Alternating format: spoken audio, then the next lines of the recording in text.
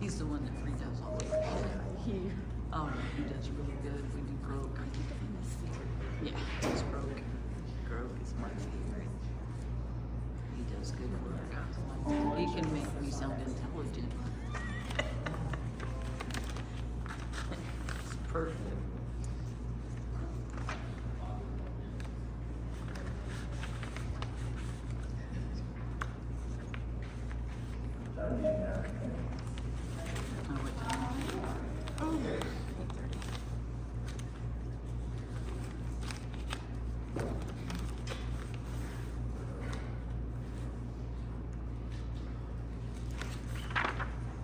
Good morning.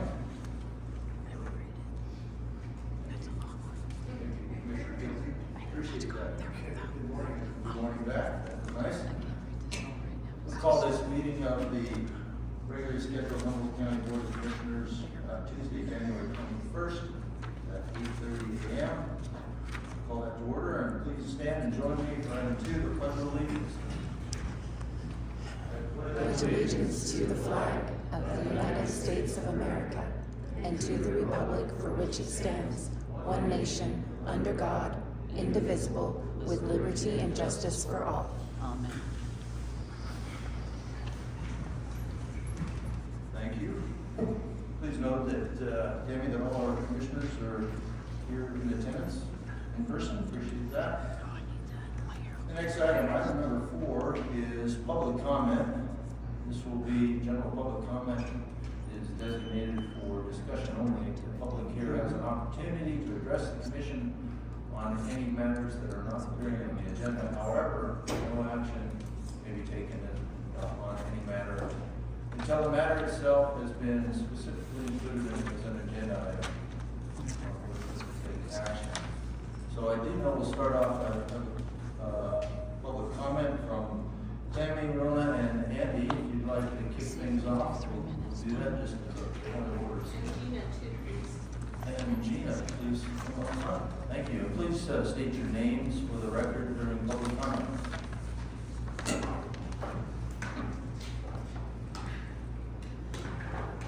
Good morning, Commissioners. Thank you for allowing us this time. For the record, I'm County Clerk Tammy Spiro, and with me are Treasurer Rona Leckenberry, Assessor Andy Heiser, and Comptroller Gina Rackley.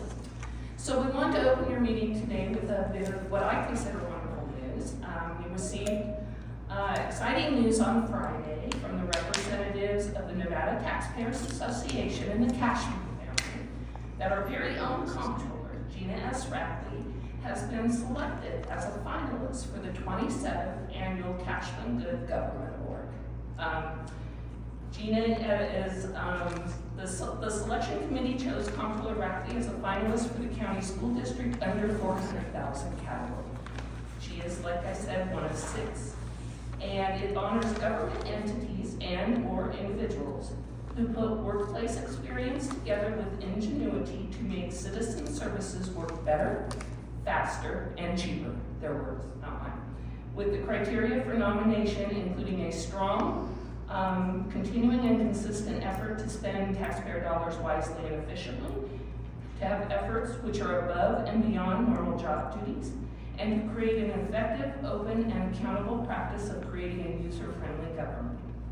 The 6 finalists will be introduced at the Nevada Taxpayers Association Annual General Membership Meeting and biannual legislative dinner to be held on February 25th. And the recipient of the award will be announced following said introduction. So, thank you.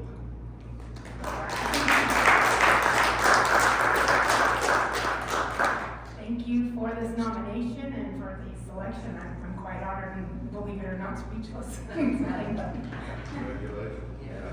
I was so excited on Friday. I couldn't tell anybody except Rona and Andy. Thank you.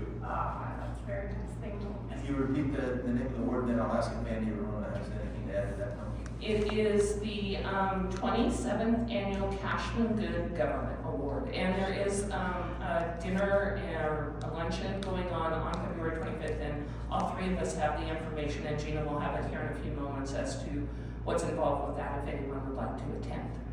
Congratulations on the nomination. Anything the county can do in hedging that bet, that'd be awesome. Thank you. Just real quick, I want to thank Humboldt County and their staff for the beautiful flowers I received a few weeks ago. Okay, any additional public comment? Please come up, state your name and affiliation for the record, please.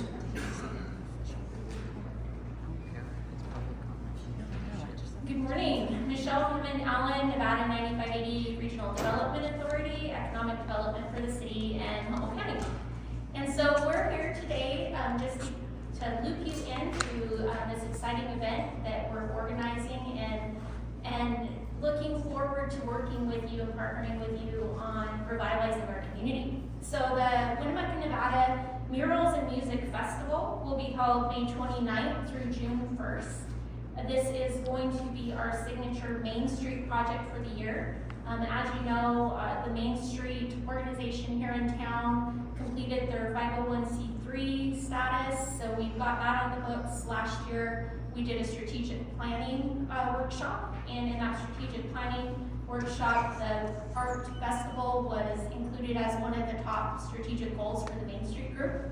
And so through my office, I applied for a grant with the Governor's Office of Economic Development in the Main Street program and received a $50,000 grant to kickstart this project.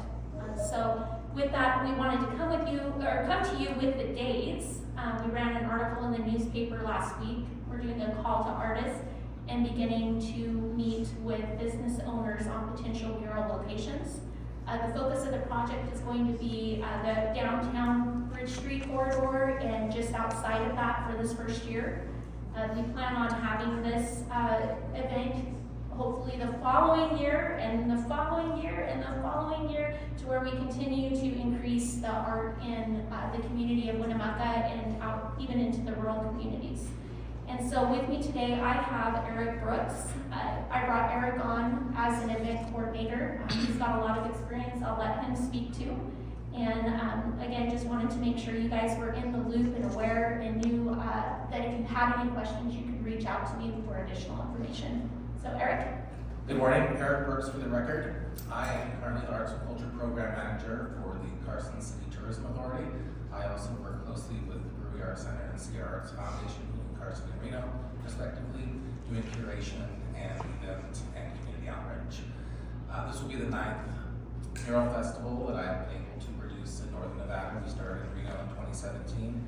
Since then, Elko's been able to do 3. Friendly is working on their 5th one right now, and we're working on the 3rd one for Carson City. So we're calling this entire endeavor Nevada's Mural Highway. We looped in with Travel Nevada for some coverage through their different publications, and also hopefully for a bigger reach onto their website.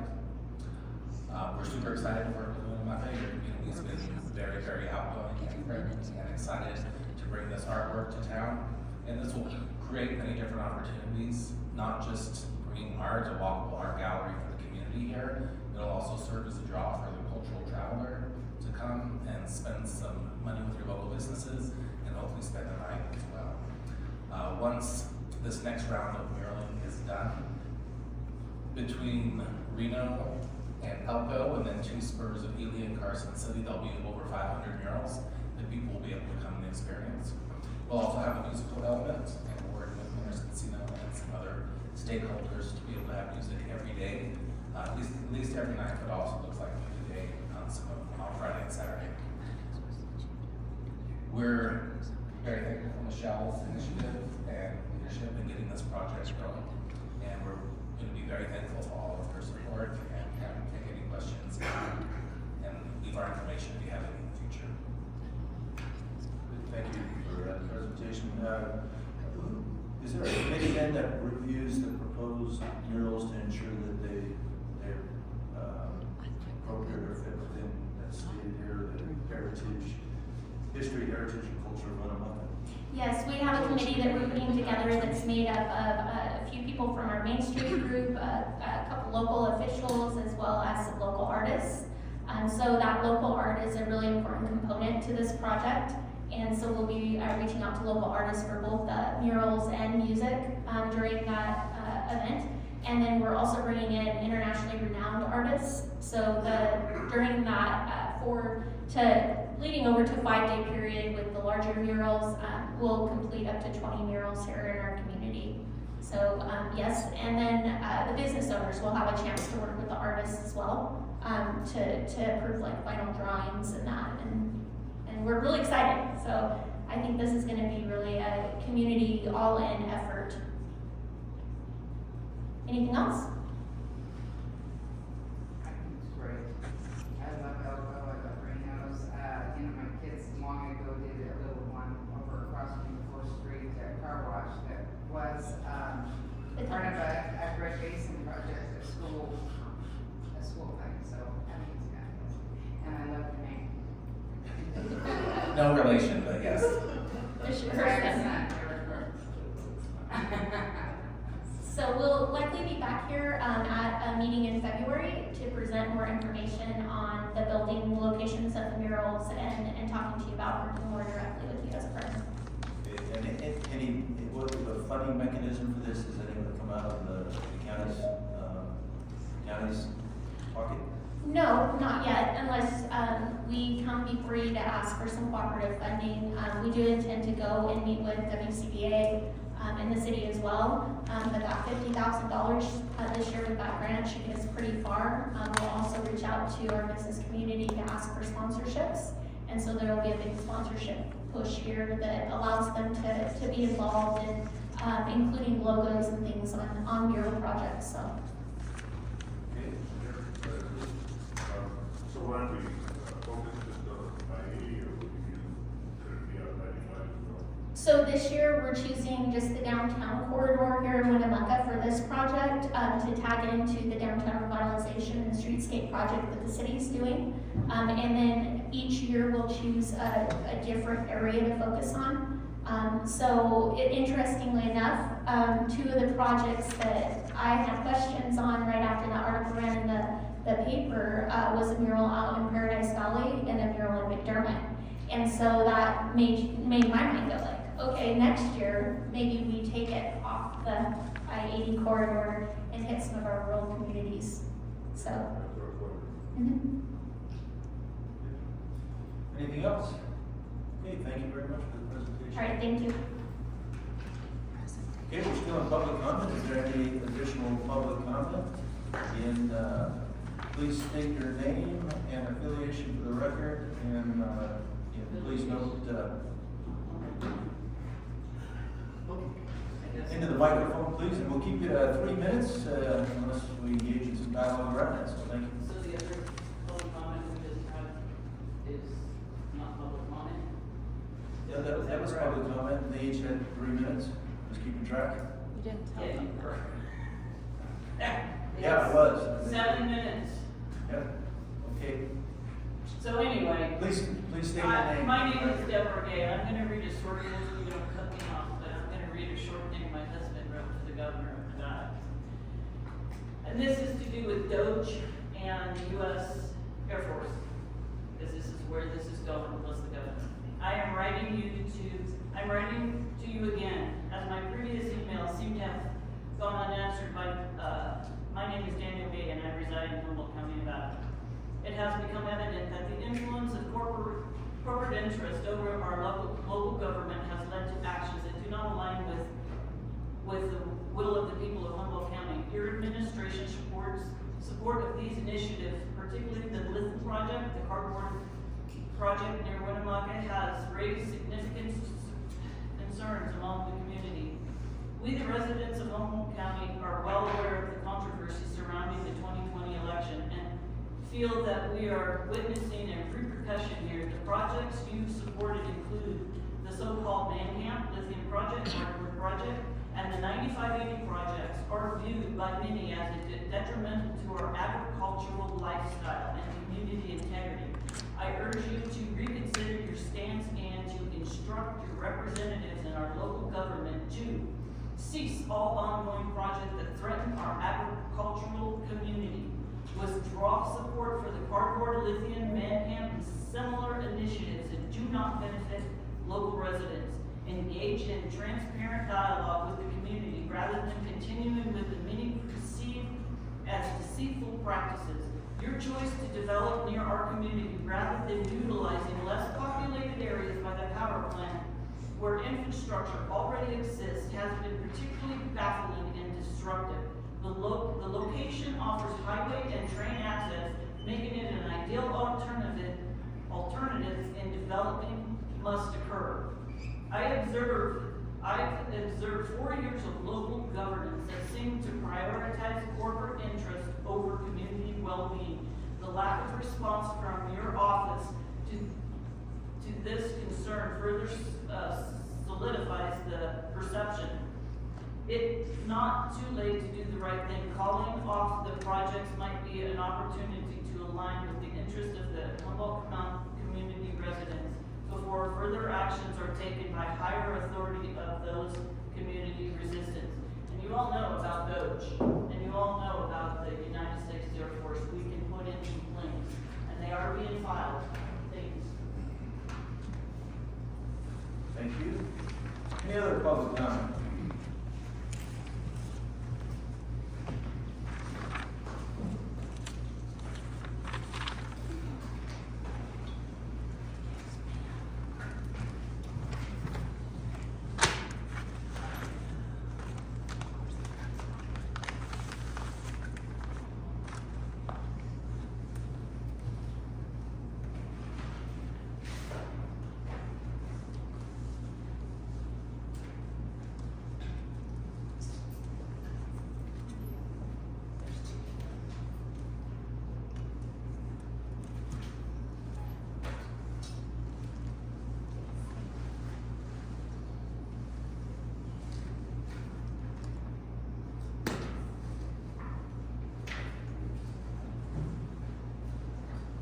Kennison for the record. I have copies of you too, Tammy. You can enter these into the record, please. Thank you.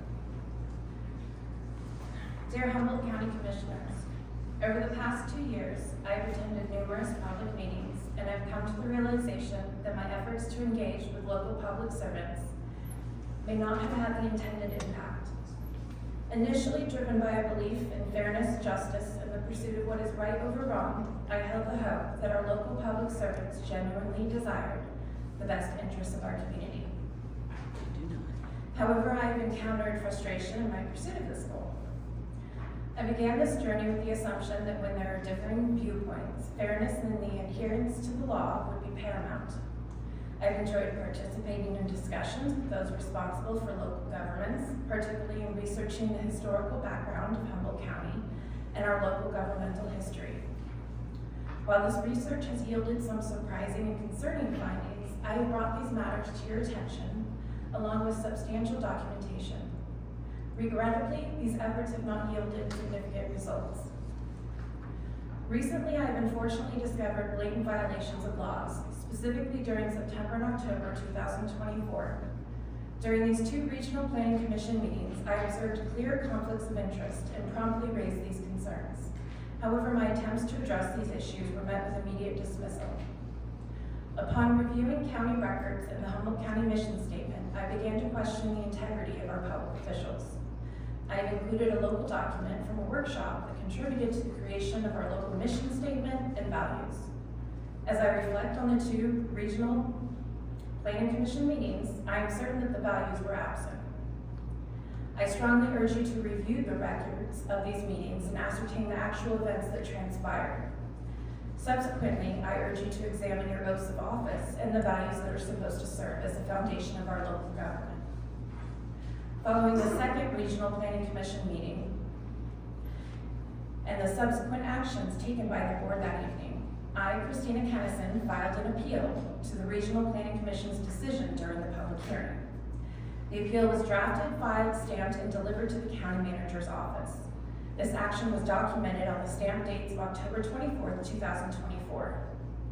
Today, a public hearing is scheduled to address the original matter, To my knowledge, no county commissioner has yet reviewed my appeal. As per County Manager Don Kalkowski's responsibility, it was incumbent upon them to disseminate this appeal to all interested parties. I firmly believe that a serious breach of ethical conduct has occurred. This breach may have been committed solely by Don Kalkowski, or more likely in conjunction with an attorney representing the district attorney's office. This is not surprising, given the presence of Chief Deputy District Attorney at the time, Vinnie Maddox, who actively contributed to the concerns raised during both regional planning commission meetings. I unequivocally assert that numerous public officials have demonstrated a personal bias against me and the concerns I have brought to the attention of the county commissioners through their own public actions. Furthermore, I believe that my next steps are essential to safeguard my interests and ensure that my community receives a fair and ethical local government. Thank you for your time. I extend my best wishes for your future endeavors. Sincerely, Christina Kennison. Any questions? Any questions? Any questions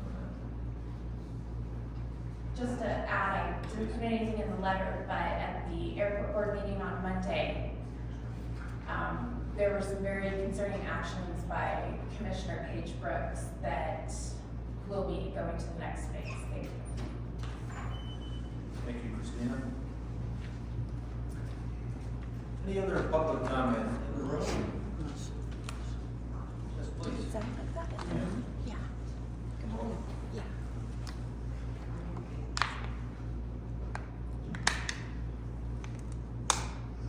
For the record, my name is Jamie Terra. I don't know if it is like this, but this is not my favorite place to be, so I just want you to know that. If you see it on my face, that's what it is. Sometimes we feel the same. I'm sure. There's not enough coffee on the planet for more days of meetings, so. I think that, I need some help. I need some clarification. I think I'm doing this the right way. I'm asking for information. I just want to be able to communicate with you guys. And I don't know how to do that. I feel like every avenue I'm taking is not successful. I want to be able to have a conversation about the plans and where we're going and what the efforts are. And I think I need some clarification. So that's really what I'd like to spend just my short, brief couple minutes on the public comment, because apparently I could be doing it wrong. Somewhere I'm doing it wrong, because I still have a lot of questions and I don't have answers, and I'm not sure what the plan is and where we're going. And my property is out where we're making a lot of these decisions lately. But I think it's on me as a property owner to approach you and say, hey, what do I need to do to be able to talk to you? What do I need to do to be able to get some answers? Because, like one of my biggest concerns are having these companies move in, which is growth, and that's great. But there are some responsibilities that come with that development, which you all know. And in bringing those things up, it's not any disservice or, I'm not slighting your education or your efforts as commissioners. I want to make that really clear. I'm not trying to do that. I'm trying to get answers so that I can protect. My husband works really hard. He works dang hard every day. And he works hard so that he can retire someday. And we are not people that can just sell everything and move and pick up and go. Some people can. We're not those people. We're not rolling in it, unfortunately. If you figure that out, please share. So I think I'm doing this wrong, and I need some clarification on how I can have open dialogue with you, because I read the notice of public meeting, and I make the requests, and Kathy is awesome about answering my questions and getting the information. But when I come, I can comment on anything that's not on the agenda, but I don't know how to get information back from you. I've tried to meet with a couple of you, and I think those meetings have gone really well, but I just am still not getting my questions answered. And as a property owner, and better yet, a taxpayer, I feel like we should be able to have the opportunity to say, what are the plans, and what direction are we going? And where we were 5, 6, 20 years ago, maybe isn't the plan for now, and shouldn't be the plan for now. And those things should be evaluated, and those are my questions. I see where I'm at, out on Rose Creek, and years ago, the plan was to have that some heavy, looked like heavy industrial. But all of these homes have been built now. All of us are paying taxes, and quite frankly, it's not a good idea or a safe idea now that things have shifted and changed. So how can I go about getting those answers? You can tell. How can I communicate with you as my commissioners? And I take pride in that. I'm not just trying to come and stir the pot. I'm not being disrespectful and asking that. I just feel like I've been doing it wrong, and I need some help understanding how I'm supposed to do this, because I feel like I'm doing it wrong. Okay, I think, obviously, as a commission, we can't engage in that because that is Exactly. specifically agendized item, but I would ask you to continue to, reach out to the commissioners one-on-one. Spend some time with the county manager in his office, with a list of questions and He doesn't answer. try to engage in an interaction at that level and develop some relationship there. I'll give it to you in just a minute. if Okay, want. thank you. Let her have her time here. And then the rest of the department heads that have aspects of leadership that affect some of the concerns you have, that you reach out to them and set up some time to have one-on-one engagements with them. I think that would be a good place to start. The way these things are structured around. Sorry, I'm back at the meeting. This is the county commissioners that's in for. Oh, okay. Oh, excuse me. That's okay. No, I hear what you're saying, again, based on, the constraints we have around legally, engaging in comprehensive discussions without being a posted agenda item. What we have asked in the past, and maybe we can do a better job, is if there's a specific, get with the county manager and Tammy, see if there's something that we can specifically put as an agenda item, and then we can engage in some close discussion around that. But that'd be, from Mark Evatz, a resident of Grass Valley, that'd be my recommendation. Thank you for your time. Can I just say one brief thing? Yes, appreciate it. You're actually, I'll just speak again. One brief question. Oh, wait, one brief. Just wait. I'll keep it, let me finish my Okay. interaction with Jamie. When you come and sit there and have that kind of communication with it, it does resonate, and we do hear what you're saying and appreciate the way you communicate as a fellow resident of Humboldt County, so thank you for that. Yes, ma'am. So you mentioned to get with the county manager or talk to one of you guys when. You want to please come up and state your name again and speak? My name is Deborah Gage, and when he first came on, I sat with him for a half hour or so, and I gave him a list of questions that I would like to have answered, and that was probably 7 months ago, and I've never heard one word back. Okay. So I've given you guys questions that I wanted answers or asked to get information for me, and no one has returned any information. Okay, thank you for that. We'll give it time and see what crack that might be falling into. Oh, he knows. Those aren't cracks. Any other public comment in the room? Those are caverns. Seeing none in the room, how about online? There was a little bit of communication flurry while we were having that. Was that intended to be public comment or somebody that just had their mute button unmuted? I don't see anything. Okay. Okay, we'll close out the public comment. With that, we'll move into item number 5. And before we do that, just again, thank Mr. Gordon for being here. And I asked him if he wanted to go by Anthony or Tony. He likes Tony, so we'll go with Tony. And appreciate you being here, Tony. Thank you. And I haven't heard Gabrielle butt in, so she must be officially a non-participant. So. Okay, item number 5 is approval of the minutes. Again, there will be discussion and action on these minutes as posted. And we look like we have one for the January 6, 2025 meeting, our last session. Any questions on those minutes? Mr. Chair, as Commissioner Hill, I would make a motion that we approve the minutes from January 6, 2025. Okay, we have a motion on the floor to approve the minutes for January 6th, 2025. All those in favor? Aye.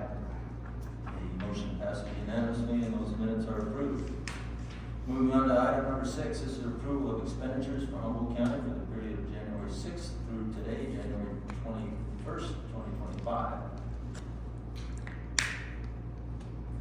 I think the expenditures have been passed around. Any questions or concerns on those expenditures? Entertain a motion. I can make a motion to accept the expenditures as presented. There's a motion on the floor to approve the expenditures as stated in the agenda item number 6. All those in favor? Aye. Motion passes unanimously. Item number 7 is reappointment of members to special districts and boards, and this is for possible action. This will be consideration, discussion. Okay, thank you. Consideration, discussion, and possible approval of the following board reappointments, and we'll do these. I think we'll do them as 3 separate boards. The first one is the Evatz General Improvement District, and all these assignments would expire on January 27th.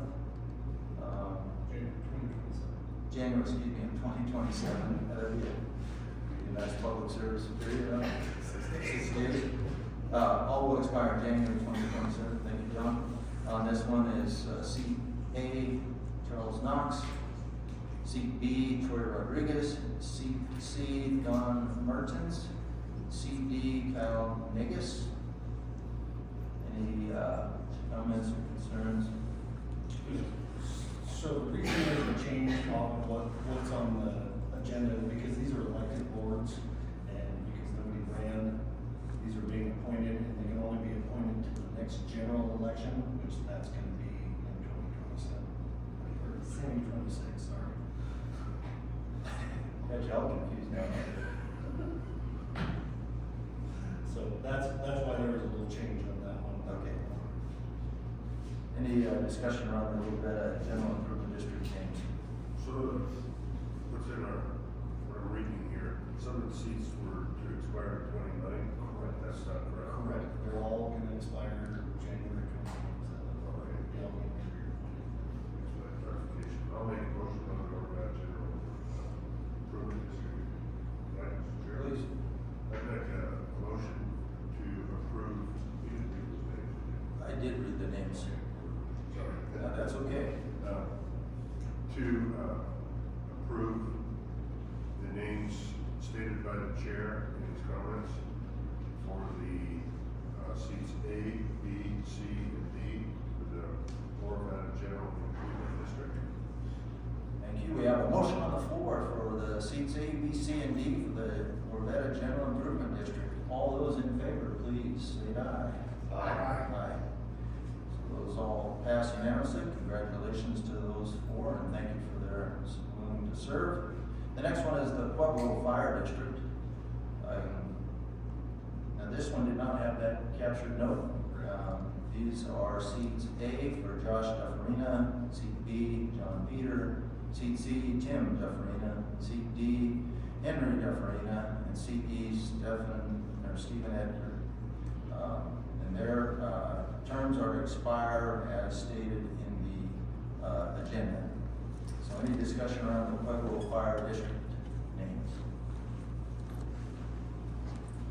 All right, any interest in making a motion on this? Yes, Commissioner Hill, I would make a motion that we approve the appointments to the Pueblo Fire District for the following individuals that were read into the record by the chair. There's a motion on the floor to approve as stated. All those in favor? Aye. Those 5 gentlemen have been approved, and again, thank you for their willingness to serve on the local fire district. The last one is the Evatz Community Service District. This one does have the notation that all will expire in January of 2027. They are seat B, Clay Smith, seat C, Donald Brumley, seat D, Troy Rodriguez, seat E, Jan Shade. Any discussion or comments around those four gentlemen? Mr. Chair, prefer to make a motion. Please.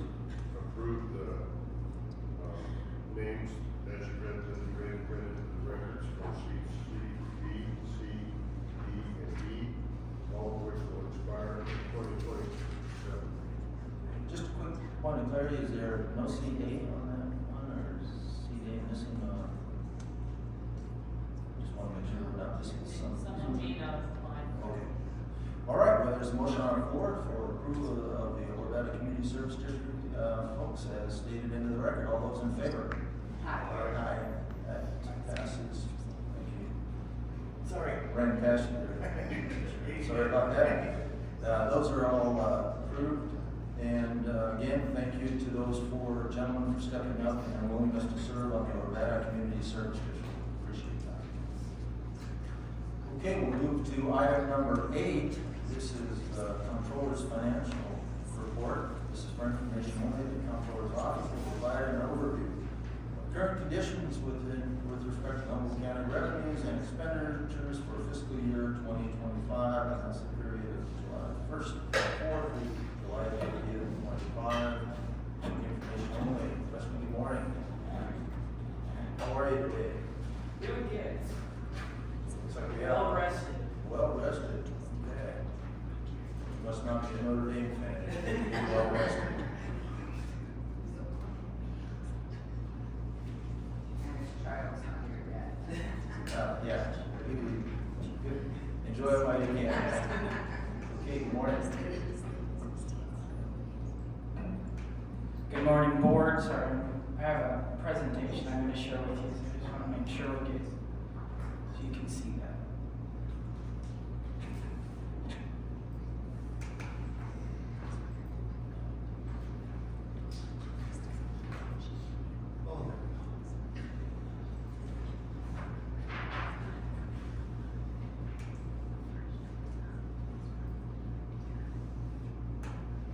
All right, good morning. Weston Noyes, Deputy Comptroller for the record. I don't have any big financial updates. We haven't received any CTX revenue. The last time that we had spoken, I briefly explained how the Department of Taxation was converting their software, so we had received October, November, and a portion of November and a portion of December at the same time. But Commissioner Tipton had asked if we had any available statistics on the CTX money we had received. And at the time we didn't, but I've gone through what has been made available to the county for CTX revenue and kind of broke down what we've received. And I think it paints a pretty good picture for the county of where we stand in terms of just economic production within the county. The first slide here that you can see, this is total taxable sales. Total taxable sales for the period of January 2023 to October of 2024, the latest distribution that we received. So this covers about a 21-month period over year-to-date, current fiscal year, all of previous fiscal year, and portion of fiscal year 22-23. So this is total taxable sales. This is everything that was recorded by the Department of Taxation for the 21-month period. And this following slide is the CTX revenue that was received by the county between the same period. And I have these side by side. You can tell that they're directly correlated. What we receive in taxable sales is generally, we'll see the same increase or decrease in CTX money because the distribution is based largely upon those sales and use tax. So I've taken the total taxable sales and broke it out by sector, and this slide here shows what our top 20 sectors are.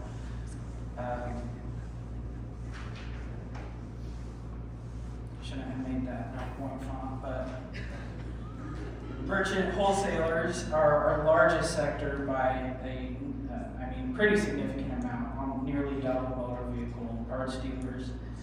Utilities, mining, general merchandise, machinery, food services, chemical manufacturing, non-metallic mineral production, non-store retailers, building material and garden equipment and supplies, merchant wholesalers, non-durable goods, specialty trade contractors, gasoline stations, rental and leasing services, miscellaneous store retailers, professional, scientific, and technical services, furniture and home furnishing stores, fabricated metal production and manufacturing. Now, admittedly, I don't know what exact businesses make up those sectors, but these are the top 20 producing that in terms of taxable sales.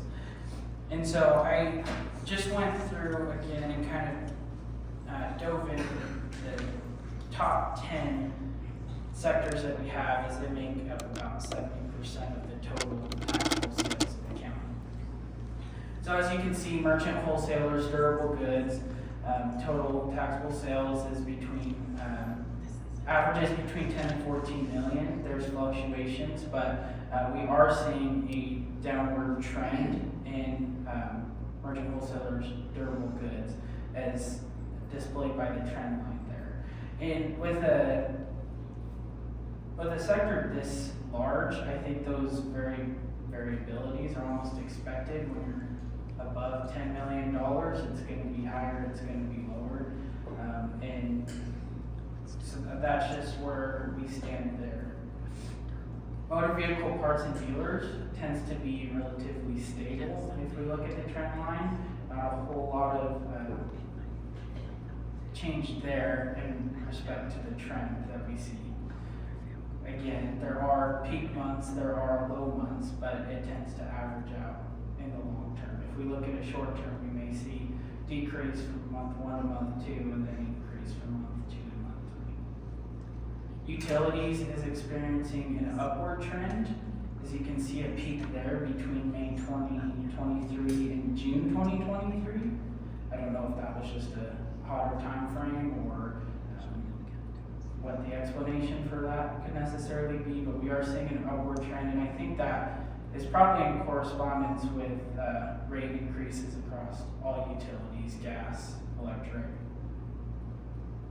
And then we have mining, and my expertise is not in mining, but you guys might have better insights as to these trends, but we are seeing an upward trajectory, which I think is to be expected. If you remove the outlier, you can see in March 2024, there's a huge peak. If we take that out, we see that mining remains relatively stable over the past 21 months in terms of taxable sales. General merchandise stores, again, they tend to be stable if we reference the trend line. Machinery manufacturing is increasing. Taxable sales tend to be between $2 and $4 million. Food services and drinking places continues to increase. I know this represents our restaurants, so that's always good to see. Chemical manufacturing is in a downward trend. Non-metallic mineral production manufacturing is in an upward trend. And non-store retailers remains relatively stable. So I've done this for all, I believe there's 95 individual sectors in the taxable sales data that the Department of Taxation provides us. So I've gone through and I've done that for everyone. I just wanted to pick these out as to give sort of a reference of where we're at. But I will provide all of this data and information to you guys to look at further if you're interested, and we can work together to figure out maybe what, if there's something we want to look into more, we can sit down and dive into it if that's something you guys are looking for. But I just wanted to share that with you today, and I'm happy to answer any questions if you need. Do you have a slide that shows the trend of expenditures from the county? So these, based on these trend lines, they all look like they have the same slope coefficient, so they're going up slightly. But they're, it's not. I guess some of this could be attributed to inflation, but I'd be curious and probably need some kind of presentation, comprehensive presentation in this regard when we do our retreat next week to show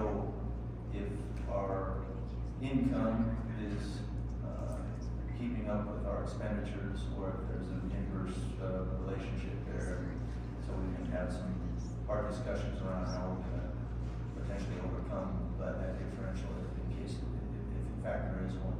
Do you have that? I don't have those expenditures available right now, but that's definitely something I can have together for you we can look at next week. And do you categorize non-metallic, would that be like Honeywell sand and gravel operations? Is that what goes into the non-metallic piece?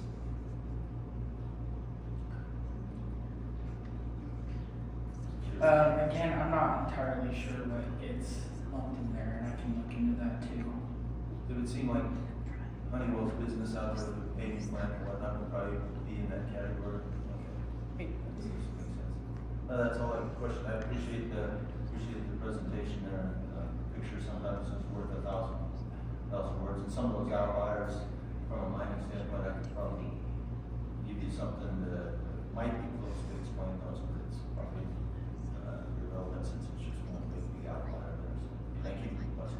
Any other questions for Lester? Thank you, Lester, for that information. I appreciate it. If there's no other questions, thank you guys. Thank you for your time and preparation there. Appreciate it.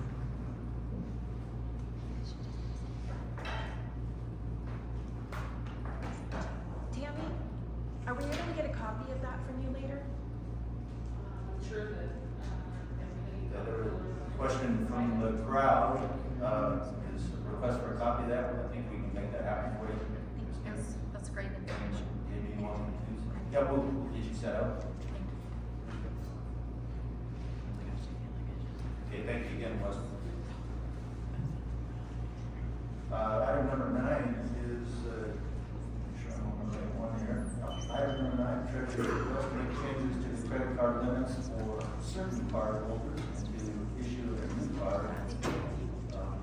And then also should provide us, those are for possible action, and we'll get a financial, quarterly financial update for information only. So with that, good morning. Good morning, Mayor Blackberry, Humboldt County Treasurer, excuse me. As you know, we've had the card program in place for a couple of years now. I've been kind of monitoring the usage, the demand, how things have been going. I've noticed that there are a few departments that really could use an increase in that limit. Mainly, for most of these, it's because of travel and training. So I'll give you an example. I don't know if you noticed in the expenditures, there is a reimbursement for me. I'm going to a conference in March. The conference registration alone is $300. My flight to and from Las Vegas is $350. That doesn't even begin to cover the hotel room if I only have $1,000 limit. And we have departments that are sending multiple employees to trainings or to multiple trainings throughout the year, or sometimes throughout the month. In the case of like public works, we have water permits we have to pay for. More and more places will only allow you to pay with a credit card. They no longer want to go through the voucher period. They don't want to bill us. They don't want to deal with invoicing, so they want credit cards. So these are the departments that have either reached out to me for a request for an increase or that I've identified on my own. One is Tammy Sparrow, the county clerk, to go from $1,500 to $2,000, but to also request a new card to be issued to her deputy, Jessica Kemke. That frees, Jessica has had to do quite a bit of traveling for elections training. This kind of frees that card for travel and training and one card up for service and supplies or if they send multiple people to come to trainings. District Attorney has requested to go from $1,000 to $5,000. He also has several employees going to training. Jennifer Trujillo in Public Works, like I explained, they're going from $1,500 to $4,000. Rebecca Esmeraldi in Facilities Operations, $1,500 to $4,000. She also has trainings that she sends people to, plus they do quite a bit of online learning. And then Michelle Hammond Allen will go from $1,000 to $4,000, and that is also for travel expenses. Now, this isn't an increase to their budget. All of this still comes out of the money that is currently budgeted for them, so there's no additional fiscal impact. It's just allowing them to operate a little more efficiently. Any questions?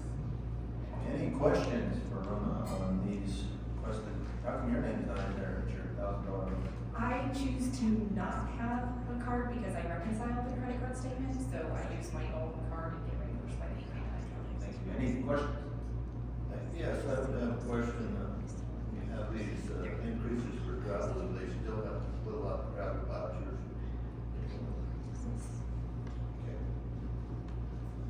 Commissioner Brooks, anything? And they should, sorry, and they should still be coming to the commission if they're going to do any out-of-state travel, that should still come before you. So basically, To make you aware. the checks and balances, the requests and their approval process stay in place. These are just to Yes. allow them to avoid putting it on their own personal card, basically, Yes. and missing out on the points. Go ahead. Commissioner Brooks. No, I think that's all. I just want to make sure there was the same checks and balances and so forth. So I look at the expenses as well as the comptroller's office, looks at the expenses, so we see. I understand the simplicity of that, but like you said, it's not too bad. Just reimbursement, but it takes time. This is the way the world works. Yeah. Commissioner Hill? Yes, Commissioner Hill, I don't really have any questions for Rona, I just have some discussion prior to voting on it. I don't know if this is the time, but please want to let it. So as Commissioner Hill, you know, we started this credit card thing a while back, or I think it's been started several years ago, but this was pitched to us that the limits were low and, you know, we were gonna get a credit card and be able to manage it, but it just seems to be that they're creeping up and creeping up. Just personal experience, I had a couple of my lead people with credit cards for materials at one point. I'm not claiming abuse, I'm not claiming that any of the county is gonna be abusing them, but sometimes the ease of money is, we tend to overspend. Some of these are creeping up on our threshold for $5,000, to be, you know, anything over $5,000 has to come to this commission for approval. I think we should look at these individually and see which departments really need a raise. I see some are very conservative and some are right up there at the max. So I would like to look at these individually and make a decision versus just a blanket. Sorry. Commissioner Hill? Commissioner Cerri? Yeah, I think, Commissioner Hill made some really good points. Agree with it. You know, I remember when we first instituted, there was some apprehension on giving everybody a credit card, but I recognize anymore that that's the way the world runs. And I think we started with low limits because we wanted to make sure that there wouldn't be abuses, that it would work. It seems to be working fine. So I understand the reason for that increase. You know, I agree, obviously, as long as the scrutiny's still there from the approval, just up front, hey, boss, I wanna go, do X, Y, Z, which is located in such and such a place, that there's, you know, appropriate dialogue with the supervisor before someone's granted the opportunity to go travel. And then when they come back with, you know, they bring back receipts, and those receipts are, I'm using the term scrutinized, but, you know, properly vetted and approved, that they were affiliated with the travel and added value to the county. As long as that's taking place, we do live in a world where that just adds to some convenience, which I think is nice they don't have to put on their own card. As well as the fact that things are getting more expensive. You can think who you want on that one, but I think, again, as long as we still have governments over the approval of travel and the request for reimbursement or approval of receipts, we're probably okay there. Anything else, Ron, you want to add to that? I was just gonna make the comment that there have been times when I have reached out to someone and said, I'm sorry, we don't pay sales tax, you'll have to reimburse that. There have been, so we're watching those kinds of things. I've had people call and ask me if it's an allowable expense. So people are being responsible with it. Yeah. I wouldn't have brought forth anyone that I have to chase down for receipts, so I have to sort of babysit those who come. Yes. Thank you for that. I have a question, Mr. Hill, are you finding we're reading those $4,000, $5,000 thresholds on travel? Are we traveling that much? So not on a regular basis. The reason that the district attorney's office asked for so much this time is because they do have, I think, we haven't left, but they have 4 or 5 employees that they're gonna be sending to a training at the same time. And they're worried that they're going to reach that threshold at that point. Some of that we set up beforehand, you know, with the PO system and having maybe the administrative staff book rooms and get them done on a PO and. If the person you're paying allows that, a lot of times the person who's requesting payment, hotels, flights, they're not gonna go off of a PO system. That's where we're running into it more often than not, is when people are traveling. It's not that everybody's out there traveling every month and taking all kinds of vacations or anything like that, it's just that when those expenses do come up, I either have to go in and give them a temporary limit increase, which doesn't come in front of you, or we need to just increase it so that it's there and available to them. Like I said, it doesn't add any extra money to their budget. They still have the same amount of money to travel with. I guess it just furthers my argument, with that much travel. If we're putting more thought into this travel, we're creating POs, we're doing that versus having that available cash to make those spur of the moment trips. I can just put it on a credit card, and it's in the budget versus putting more forethought into it. It's just, again, more available, easier to utilize. An account for overspending. You have to do the work to put it in the real. Mr. Chairman, may I offer comments since I'm one of the offers? First of all, one of my difficulties, Commissioner Hill, with travel is I have 6 employees, including myself. So we hit a period, and Ronna referred to it, where I had to go to a conference, Jessica had to go to election training like the following week. So our card wasn't being paid off in time to use it. So it created a lot of issue. For me, it's one thing, but for my staff to have to put out hundreds of dollars on flights and things, because we don't have like an SW Biz account for the county or something where that can be purchased by the county, I have to purchase it out of my office. And in all honesty, when I took the card for mine, I couldn't even use it in a lot of places because our conference was in a casino. And the card will not be accepted in a casino without Rona taking some pretty significant steps. In my case, I also do all the registrations and vehicle things for the county, so those are reimbursable by the departments and the districts. They are not always quick to do that, so that takes up some space. We also have the issue that I again have multiple employees and will use my card, because it's in my name, the county card currently, to make the reservations, but then getting those people checked in can oftentimes be very difficult. So it would help if I give them the card to take with them, then we have no card here to use if we need it for something else.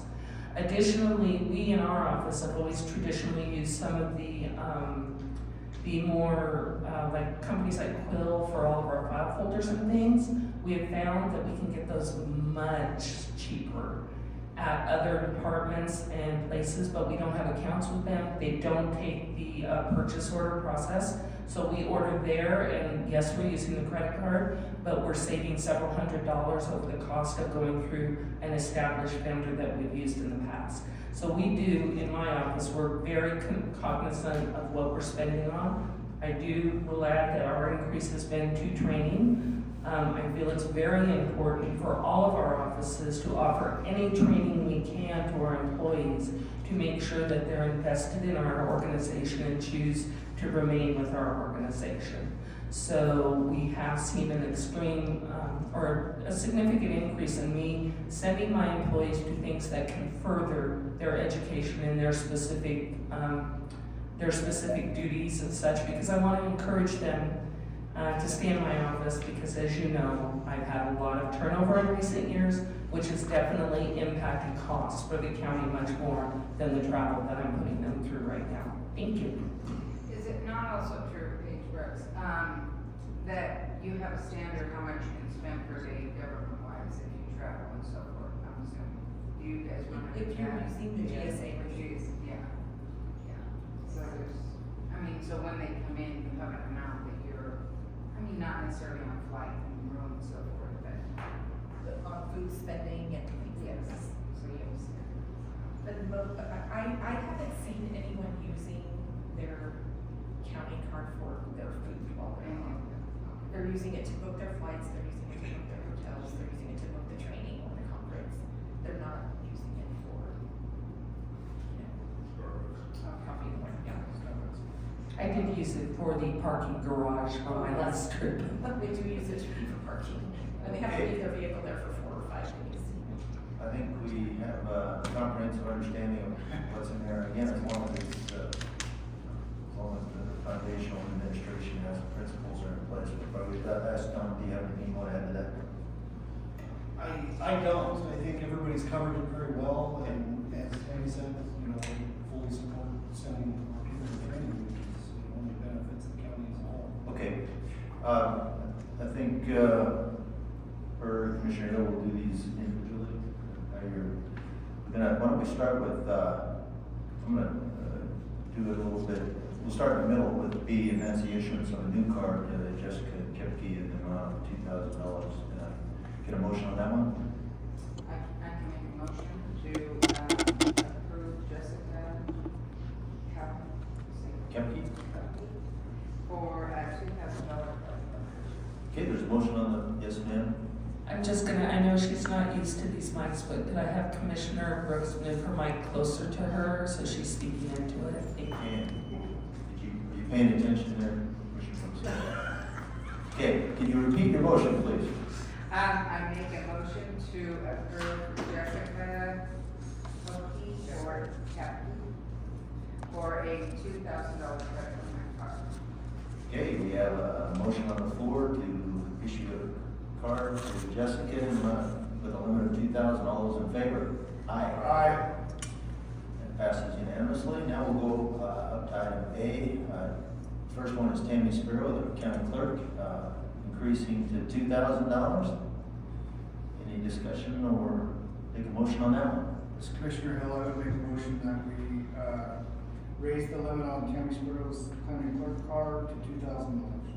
There's a motion on the floor as stated. All those in favor? Aye. Aye. That one passes. Our district attorney, Kevin Pasquale, in the amount of $5,000. Any discussion or I'll take a motion? Mr. Chair, Commissioner Tipton, I would make a motion that we increase Kevin Pasquale, District Attorney's card limit to $5,000.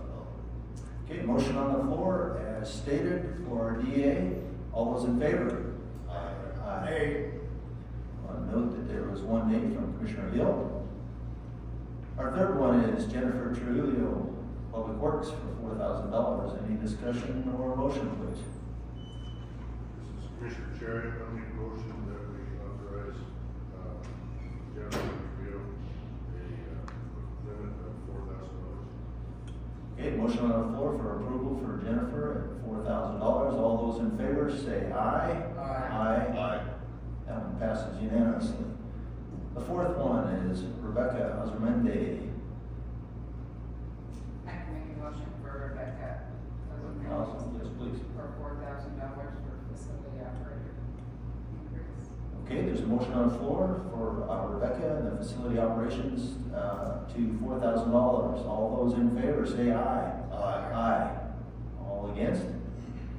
That passes unanimous.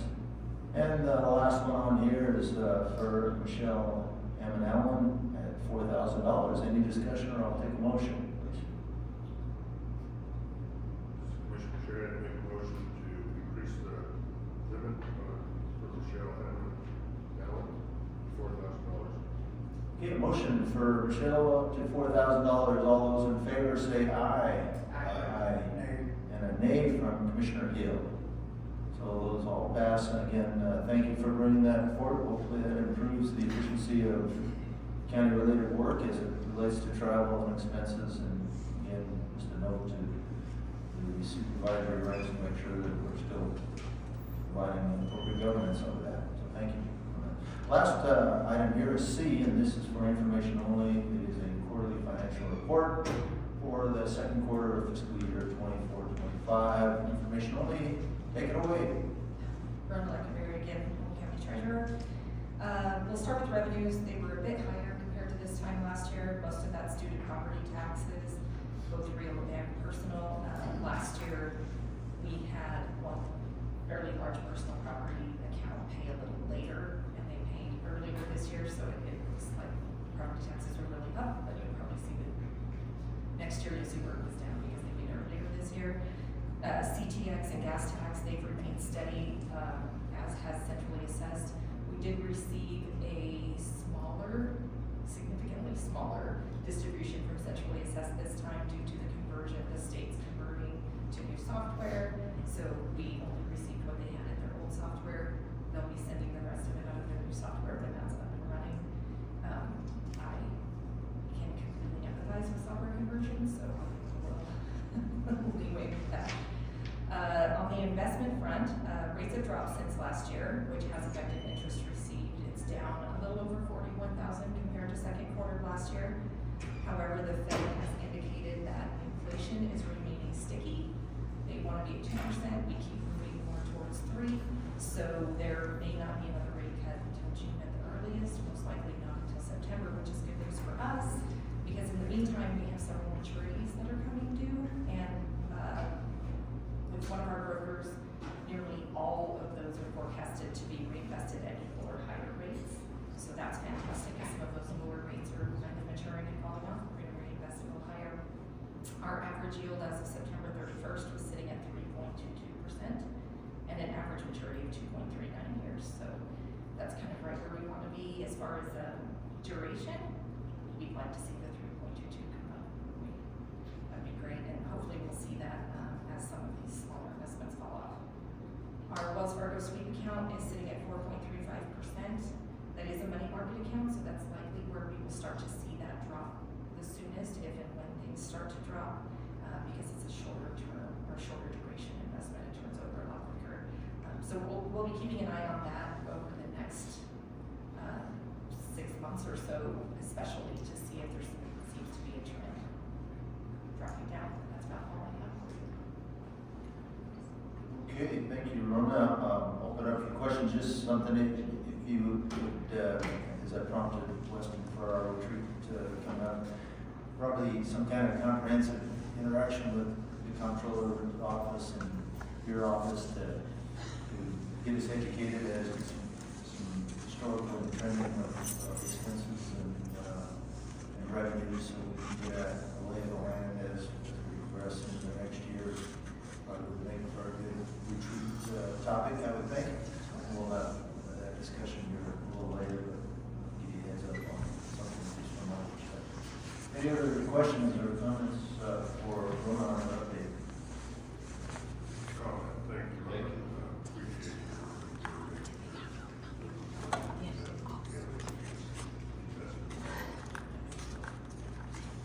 It's fun right now, I'll raise it up.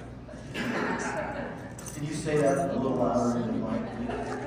It's fun right now, I'll raise it Our up. county employees having fun, I love it. Thank you, Rona. Thank you. I forgot to grab the thing that I asked her, 'cause it was 14 minutes. Okay, we'll move to item 10, just a point of note on the agenda, we do have a 10 o'clock public hearing, so we'll see how long this next item takes, and then we'll take a quick break for the public hearing. So with that, item 10 is the emergency manager's request to approve agreement with Galena Property Development for the 2024 functional earthquake exercise. The information is posted in the agenda. This is for an amount not to exceed $16,000. Contract is required by FEMA and the Nevada Department of Emergency Management. So the county can be reimbursed for the cost of the contractor. So this sounds like some process issues. Please take it away. Carolyn, for the record. That's all this is. We have already had our exercise, and when we received a grant to do the entire exercise. And when I started filing for reimbursement, this issue came up that we did not have an official contract. We had an RFP, we approved the RFP, all that, but FEMA required a particular contract form. So in order for us to get the final reimbursement for this exercise, we had to create this. So it's actually a contract or something that's already happened. Okay, as stated, this is to receive the reimbursement and go through this process. Any questions? I'll take a motion if Oh, go ahead. Just on a side note, this agreement has gone through the DA's office for approval, and they're good with it, so.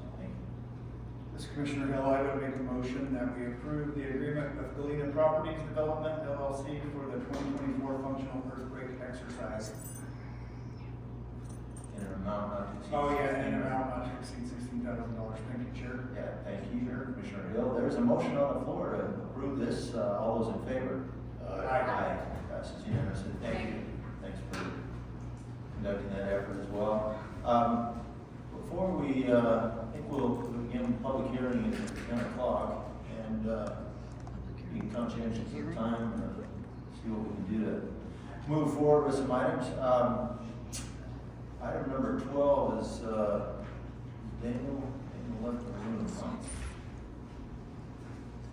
Okay. Let's see. Kim, you mind if are you prepared for item number 13? I'm ready. Well, Kim is ready. So if you go here, Humboldt Event Center request to waive the attrition policy and to approve base rock project. There's 2 items on here for possible action. First one is consideration and discussion and possible approval of the attrition policy to hire an attendant supervisor position, which will become, that position will become vacant on Jan 31 of this year due to retirement. So good news, bad news. Very much so. Good morning, Kim Peterson, District 3 Director. Yes, unfortunately, we will be losing Ramon Baca in 27 years. An outstanding job for our organization. Well, like everybody that uses the facility has done an awesome job, but being the supervisor position, we would hope that you would support us being someone, try to find someone to fill his position as quickly as possible. Yeah, that's a loss. I have Ramon on my cell phone and used him on multiple occasions when we're setting up for different banquets. So hopefully it doesn't mind when I keep calling him until we get a new name, but he'll probably still get called. Any questions on that one? No, I would just agree. He's in my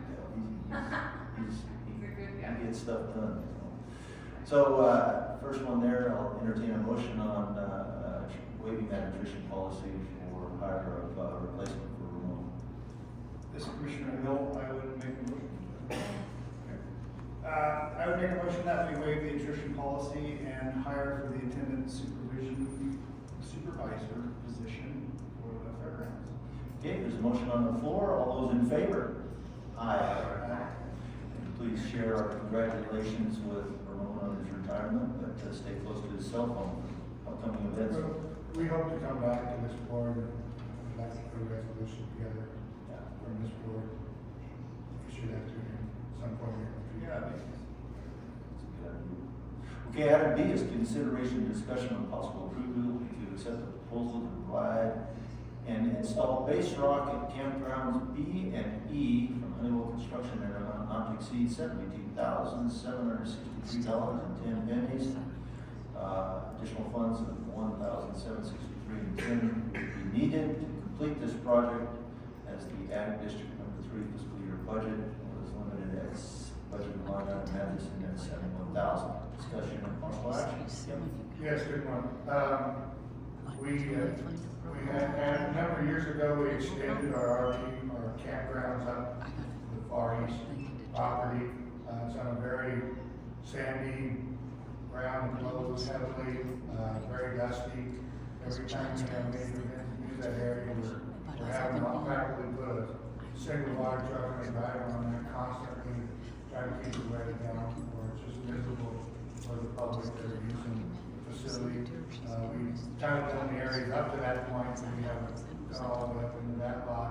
And then campground B, we've got an area down there, it's kind of, it's the camp facility closest to the detention center, and water tends to run down from the upper part of the fairground into that area. We've got the racetrack that's raised, that doesn't allow the water to dissipate from that area very well. And so what we're looking at is to raise that, a section of those RV spaces up a little bit so they're above grade.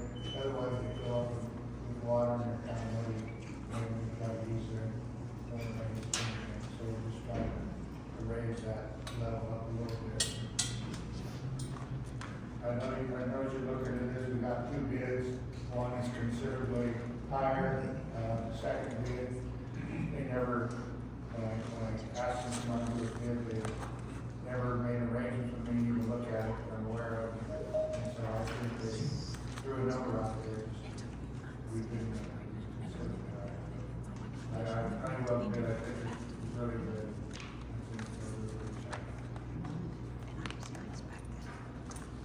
Okay, so this really addresses several issues, some of the aspects of environmental control, dust control, which I guess is covered as a safety impact, as well as improves the overall facilities for patrons. Plus, it offers some improved drainage controls, so stormwater runoff, et cetera, so improves that efficiencies. Any questions for Kim on this item? Commissioner Hill, I have a question. So your other bid looks like it was $190,000. Yeah, I agree. Significantly lower. Humboldt bid, Anything else, Mr. Brooks or Mr. Tipton? No? Mr. Cerri? Just, I know that this did come in about 17 cholesterol or over. It did, yes, sir. We have the funds available.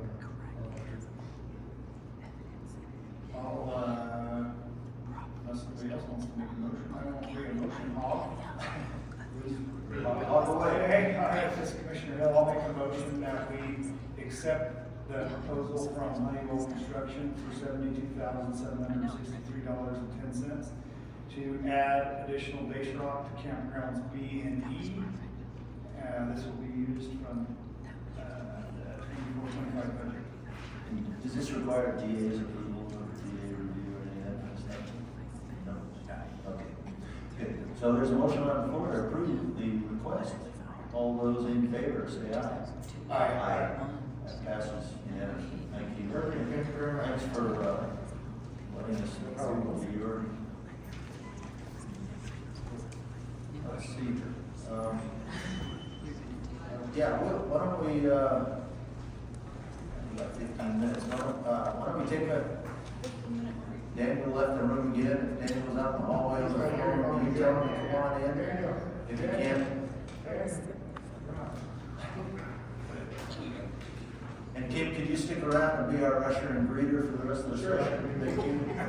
I'm getting to be that age. Okay. Sorry, Daniel. Okay, we're going to go to item number 12. Again, appreciate the audience's understanding of changing the order here for getting some things done in advance of the public hearing at 10 o'clock. Item number 12 is the Public Works Department request to purchase culvert pipes for possible action, and then we'll get a general road projects information share. Okay, take it away.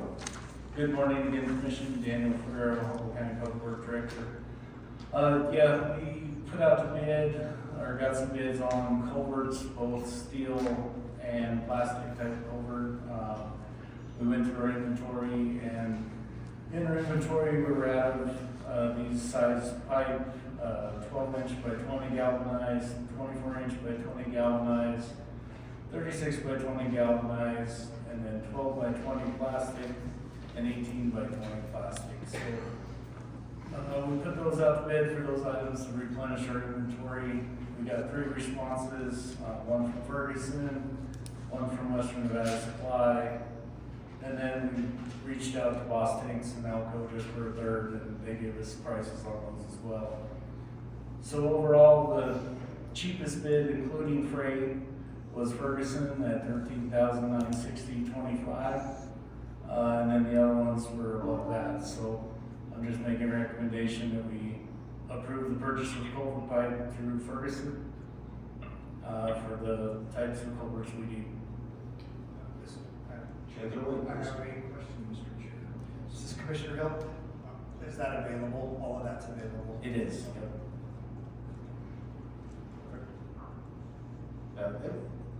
this, obviously, in conjunction with this, some of these rural counties, our partners, to the west and to the east, have we ever looked at, because I'm assuming we, on an average annual basis, we replace some product for our yard, just in case. Whoever looked at trying to do that together, see if we get all counties, if we, instead of buying 3 from Humboldt, 3 from if we bought all 20 of them and divvied them out accordingly, we could get a bulk purchase cost savings at all? I'm not aware of that attempt, but it's maybe something. Maybe we did too much planning related stuff there, but anyway. Any other questions for Daniel on the first, that culvert? Okay, I'll take the motion, I can make a motion. I'd like to make a motion that we approve a purchase for culvert pipes from Ferguson, not to exceed more than $13,960.25. Okay, there's a motion on the floor. All those in favor? Aye. Aye. Pass unanimously. Purchase away. Item number B is an update on road projects in the county. Away there. Okay, I'll be quick with this. Week of January 6th, one of our crew was blading on Grass Valley roads around the school out there, and then Thompson and Petroli, they were grading. Paradise crew was working in Paradise Hills on Leatherby and Gottschalk, and then also did some work on Chimney Dam Road. Golconda was blading on Red House, Hot Springs, and Midas. Orvada crews in McDermott currently working on a project on Santee and Albisu, covering that road and grading it. And then Denali is blading on Leonard Creek and Ball Creek. For the week of January 13th, Winnemucca crew finished up on Thompson and Petroli grading and moved out to the sand dunes and bladed on Artemisia, Lambert, and Delaney roads out there. Paradise crew moved to Paradise. They graded the Dump Road, Lamance, Berry, Wash O'Neill, and Stonehouse. Golconda crews working on Midas Road. Orvada continued on Santee and Albisu, the grading and cover, and they also replaced the cattle guard on Albisu. Denio finished up grading on Bottle Creek, and then first time ever mowing in January, but we mowed Leonard and Bottle Creek along the pavement sections there. Notes for things coming up, at our next meeting, our shock heater replacement, the last unit that hasn't been replaced in the last couple of years is starting to give us fits, so we're gonna go ahead and put a agenda item out for replacing it. Our pressure washer in the shop was a little rusted out internally on the coils and was leaking all over the floor, so we're gonna look at potentially replacing it with something. We have 2 loaders that have significant repairs. We'll be bringing that to you guys to look at. They'll have to go to Reno for fixes. And then the last item was we'll be bringing the meter purchase portion forward for the state ARPA fund and that project. Okay, quick question, south of Wakanda on that one Vancouver Valley, did somebody out there brush hog, is that us or is that some private? It's kind of weird. Yeah, it'd probably be a private individual, yeah, they're gonna be out there. Pretty interesting. It's private ground, I saw it. Yeah, I don't know what they were doing up there, because it makes no line, it's like they're, brush hogging under the influence is how it was. Anyways, curious about that. And then there's a grader parked on Jackson Road. Are all our graders have the Humboldt County seal on them? Yeah, they should all have a unit number on the front, portion of it, and then the Humboldt County sticker on the back, so. So it must not be ours. Okay, any other questions for Daniel? Thank you for the update. Okay, thank you guys. Okay, with that, we have a public hearing coming up here at 10 o'clock, so by my math, that's about 5 minutes, so I want to take a 5 to 7 minute break, and then we'll get started with the public hearing. So, thank you.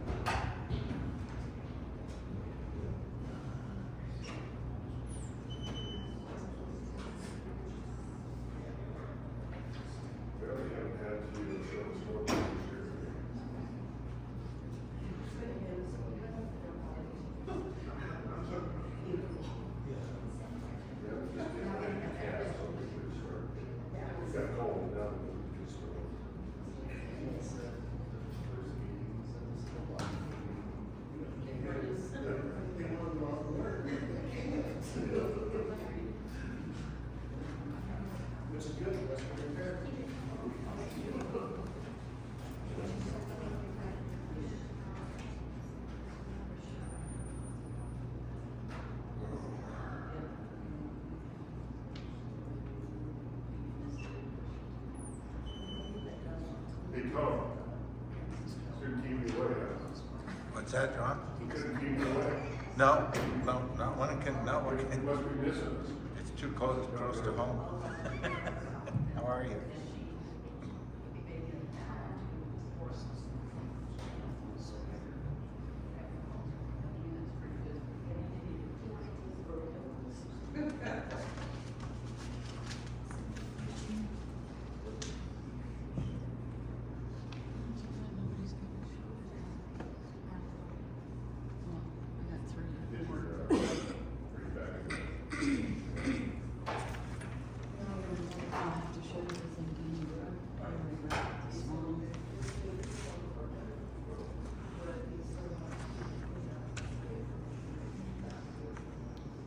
Where are you at?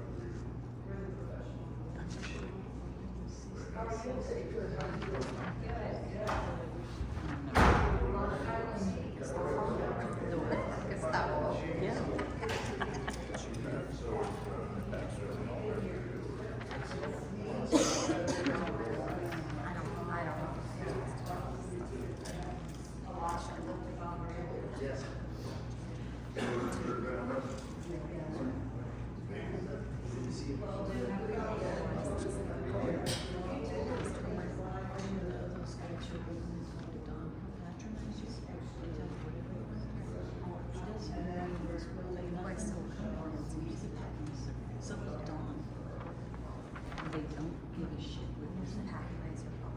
Yeah, they just don't care. They'll patronize you, think you're dumb. And look you up. Just like.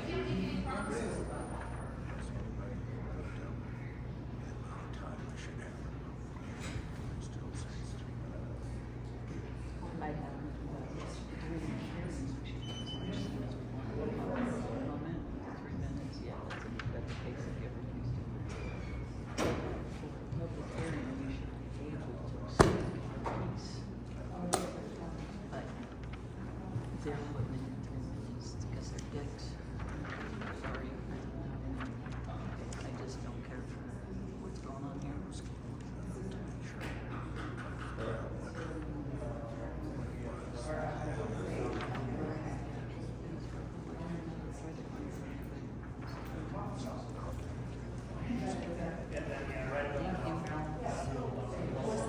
This is what you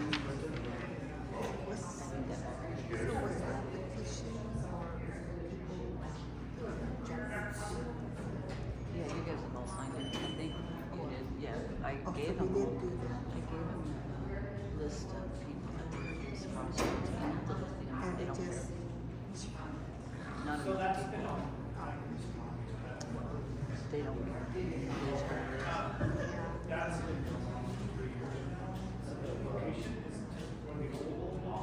And I can't help in some ways. I just can't. That was a joint city and county ground up there. We accessed, we traded some ground and it's also right down there. It's surveyed. Yeah, we sent it to the governor. And I That's gave the it to building. them. I was trying to think, Steve, I was going to say, Currently, the buildings and grounds are working right now. So there's jails down there. No, it's there down there. Trying to get it. so, if you take that circle, you go straight up, there's a new left down there. You know where the dog is? No, it's not for folks. Yeah, just go around, go straight up.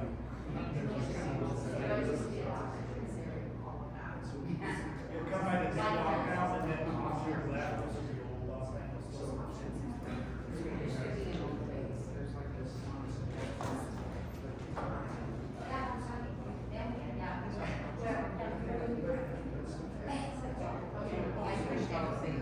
And I appreciate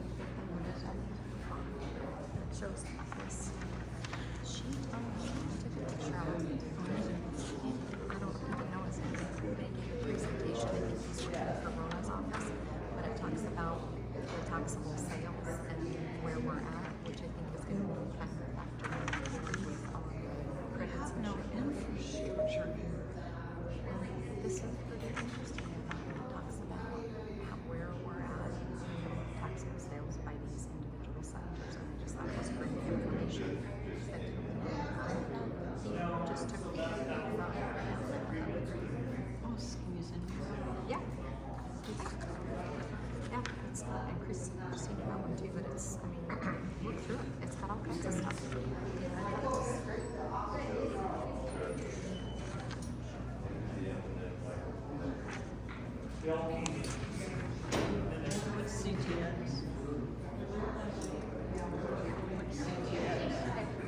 Oh.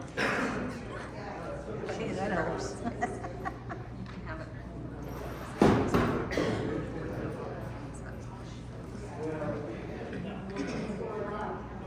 Building materials, we have not enough building materials here. Okay. Take your seats, take your seats. I'm muted, thank you. So the official time clock has us at 10:03. With that, we're going to move to item number 11. Item number 11 is posted as a public hearing. This is for ordinance amending Humboldt County zoning district and boundary map related to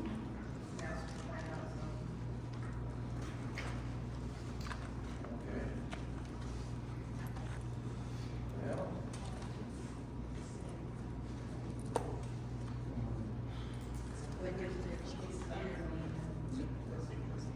Okay, let me read the agenda as posted. Is there an updated agenda that I didn't get? Okay. Thank you for that. Let's see, related to MP-24-02, this is for possible action. Consideration, discussion, and possible approval for an ordinance amending Humboldt County Code Chapter 17.04. Quote, the Humboldt County Regional Master Plan, formally adopted as 6-1-78A, and changing the master plan for a certain portion of Humboldt County, Nevada, located off Rose Creek Road. Assessors parcel numbers 05-0803-04 and 0513-0193-02, 14-0011-02, and 03 from MDR, medium density residential, to COM, commercial designated, thereby changing the use to which said portion may be put, amending the land use map of Humboldt County zoning district and boundary map, and other matters properly related thereto. This is up for discussion and possible action. And just a point of note, there was a couple of items that were read into the record as part of the public comment. Instead of having those reintroduced, we'll note that those tie back to this item number 11. And I think there was 3 Those of were them. the items referred to by Ms. Kennison? And there was an item from Ms. Gay? Gay, yes. And Jamie didn't have anything specifically, but we'll note that she did offer public comment as it ties to this. Okay, with that, I'm going to turn it over to our esteemed colleague. Please go ahead. Betty Morris, Planning Department, for the record. This is a request from Miguel Escobar, Jones Terrell Ranch, to reclassify the master plan from medium density residential to commercial. This is recommended for approval by the county commission or the planning commission after October Mr. Chair, meeting. we can't hear you back here. Could we do Okay, something about Betty, that, would you please? mind starting over? We need to make sure everyone in the audience and online can hear this, so please Okay. repeat This yourself. is a master plan amendment request that was submitted by Miguel Escobar, he owns Terrell Ranch LLC, off of Rose Creek Road. This was recommended for approval by the Regional Planning Commission at their October 17th meeting. Mr. Escobar, not only in his application, the reason for this request is he stated agricultural development in the region is water intensive and water conscious commercial development is now possible. He also indicated, and I think he's online, who's gonna join? I am, Betty. Okay, thank you. He also indicated, and I'm sure he will again, during the Regional Planning Commission, that he would like to market this as for commercial use if at any time he wanted to sell the property or even for his own use. There is a map, it is the master plan for Grass Valley and Rose Creek Road, that if you want to refer to that, and I believe you have a copy also. Once you take off the interchange from Western Humboldt Boulevard onto Rose Creek Road, all of the properties on either side are either master plan industrial or commercial. There is one area that is kind of an orange color.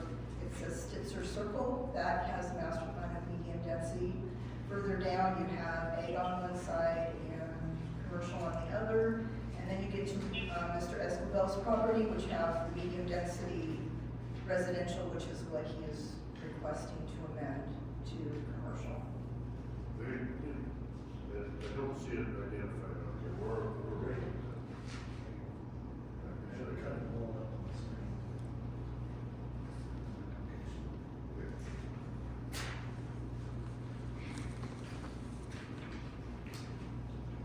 Go ahead, I'm sorry. No, and based on those, the Regional Planning Commission voted to recommend approval of the master plan amendment.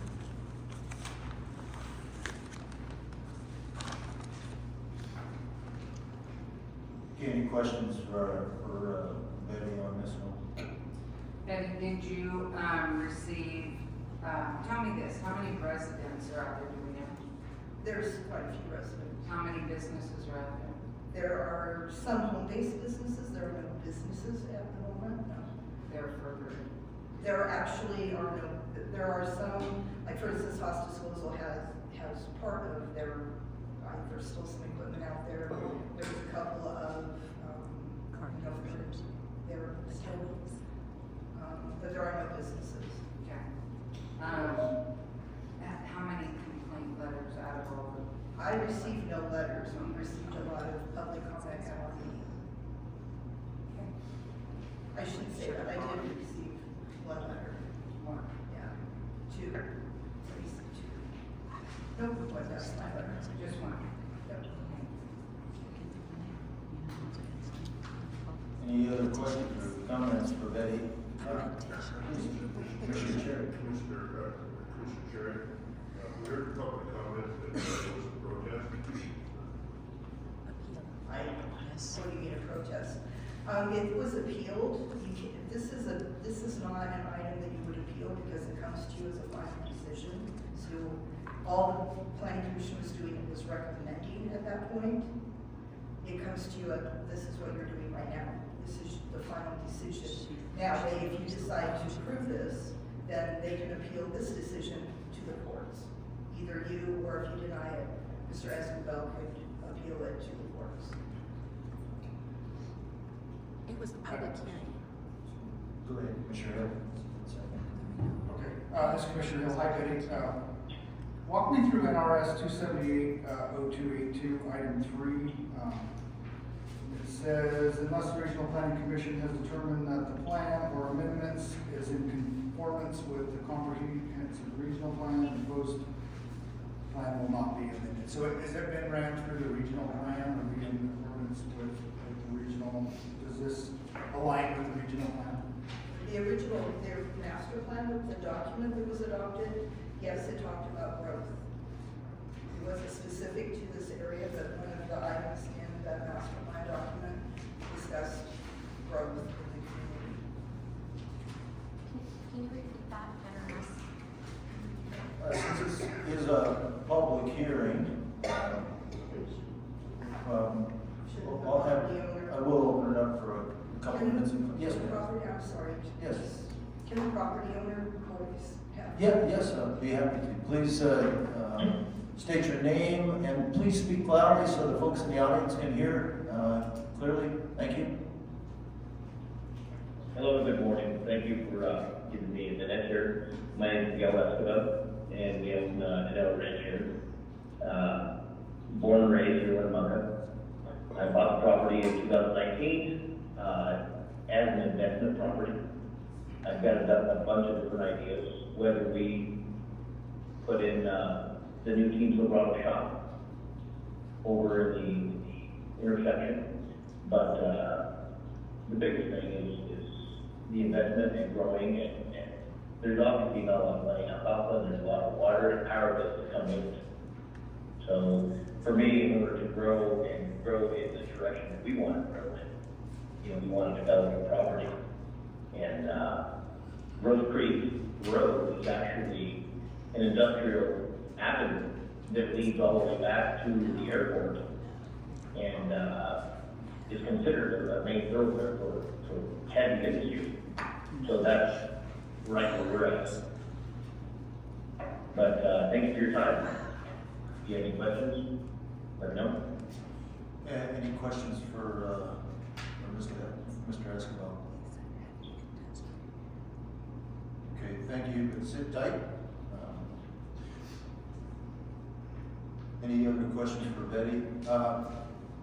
I'll take I want to do this in an organized manner and keep it constructive to this point, but if there's folks in the audience that would like to offer a couple minutes of public comment, please do so.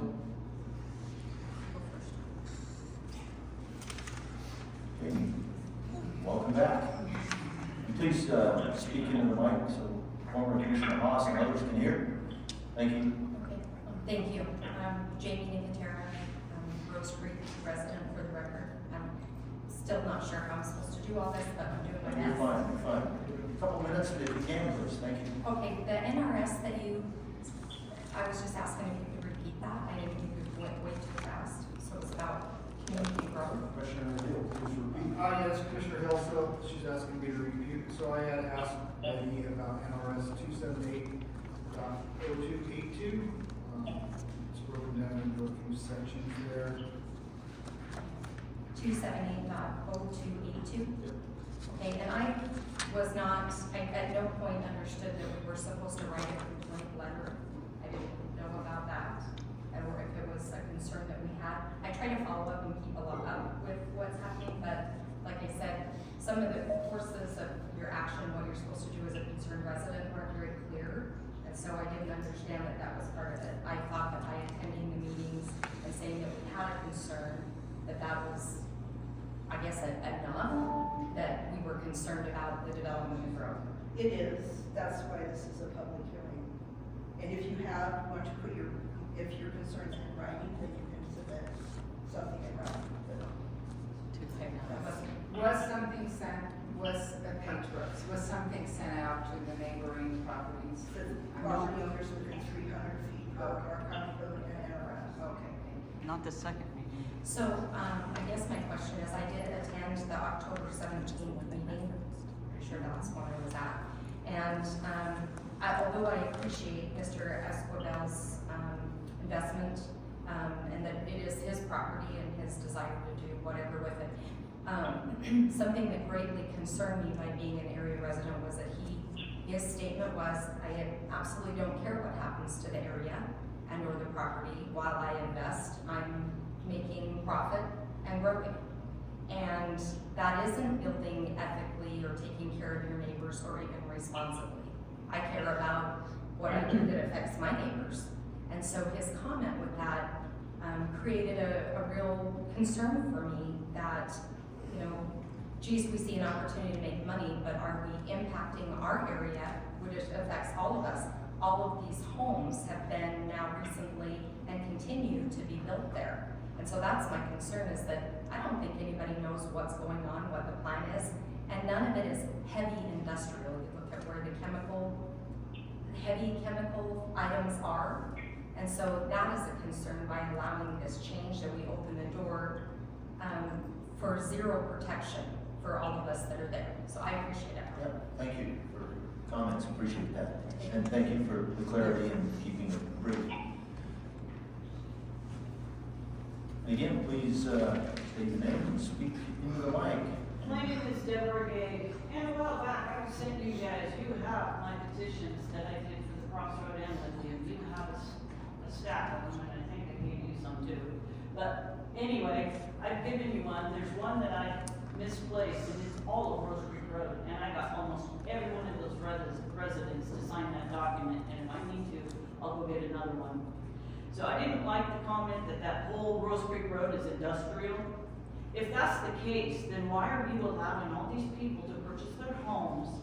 We need to revisit the master plan. I understand that every person has the right to do what they want with their property. However, it is solely, the sole purpose is to prepare the property for sale rather than for their own use. If he's gonna do it just to sell this property, I don't think this should be an issue. We shouldn't even be looking at this. This should not be allowed. Let the new owners apply for what they intend to use it for, because they may have a harder time getting this if we allow it to go to the seller or to the buyer. They should be allowed to do so, but not in the way that benefits others at the expense of the current owners. We all know the intent here is to facilitate sales for others, not for the personal use. We need to involve the citizens in reviewing the master plan. Many people have moved here and built homes on Rose Creek Road, unaware that the plan is to place industrial zone right next to their residence. Their families do not want their children growing up around chemicals in the water, the land, the air. This could also severely devalue all of our properties. You guys put this out here and it's gonna devalue our properties. We've put all of our life savings into this. We do not want industrial companies setting up next to our homes. Please vote to revise the master plan. Also ensure that this process includes input for everyday folks, not just the well-known and the ones with money. We need to engage the common people here on Rose Creek and Herschel because they're all going to be impacted by this. Thank you. Thank you. Thanks for the input, for keeping it timely manner. Appreciate that. Ms. Kennison, please state your name and speak into the mic for us. Christina Kennison. For the record, moving forward with this public hearing is a violation of my due process. I did file an appropriate appeal to the action that the Reno Planning Commission made, which was a public hearing in itself. Now, due process with an appeal would allow me to present more evidence, more time, and actually add this. 17.71.100 appeals. This is part of the amendments to title and plan for the county ordinance. An action or ruling of the Planning Commission pursuant to this title may be appealed to the Board of County Commissioners within 10 business days after the Planning Commission has rendered its decision. A written appeal shall be filed with the Board of County Commissioners. If the appeal is not filed within the 10 business day period, the decision of the Planning Commission shall be final. If the appeal is filed, the Board of County Commissioners shall receive a report and recommendation thereon from the Planning Commission and hold a public hearing on the appeal.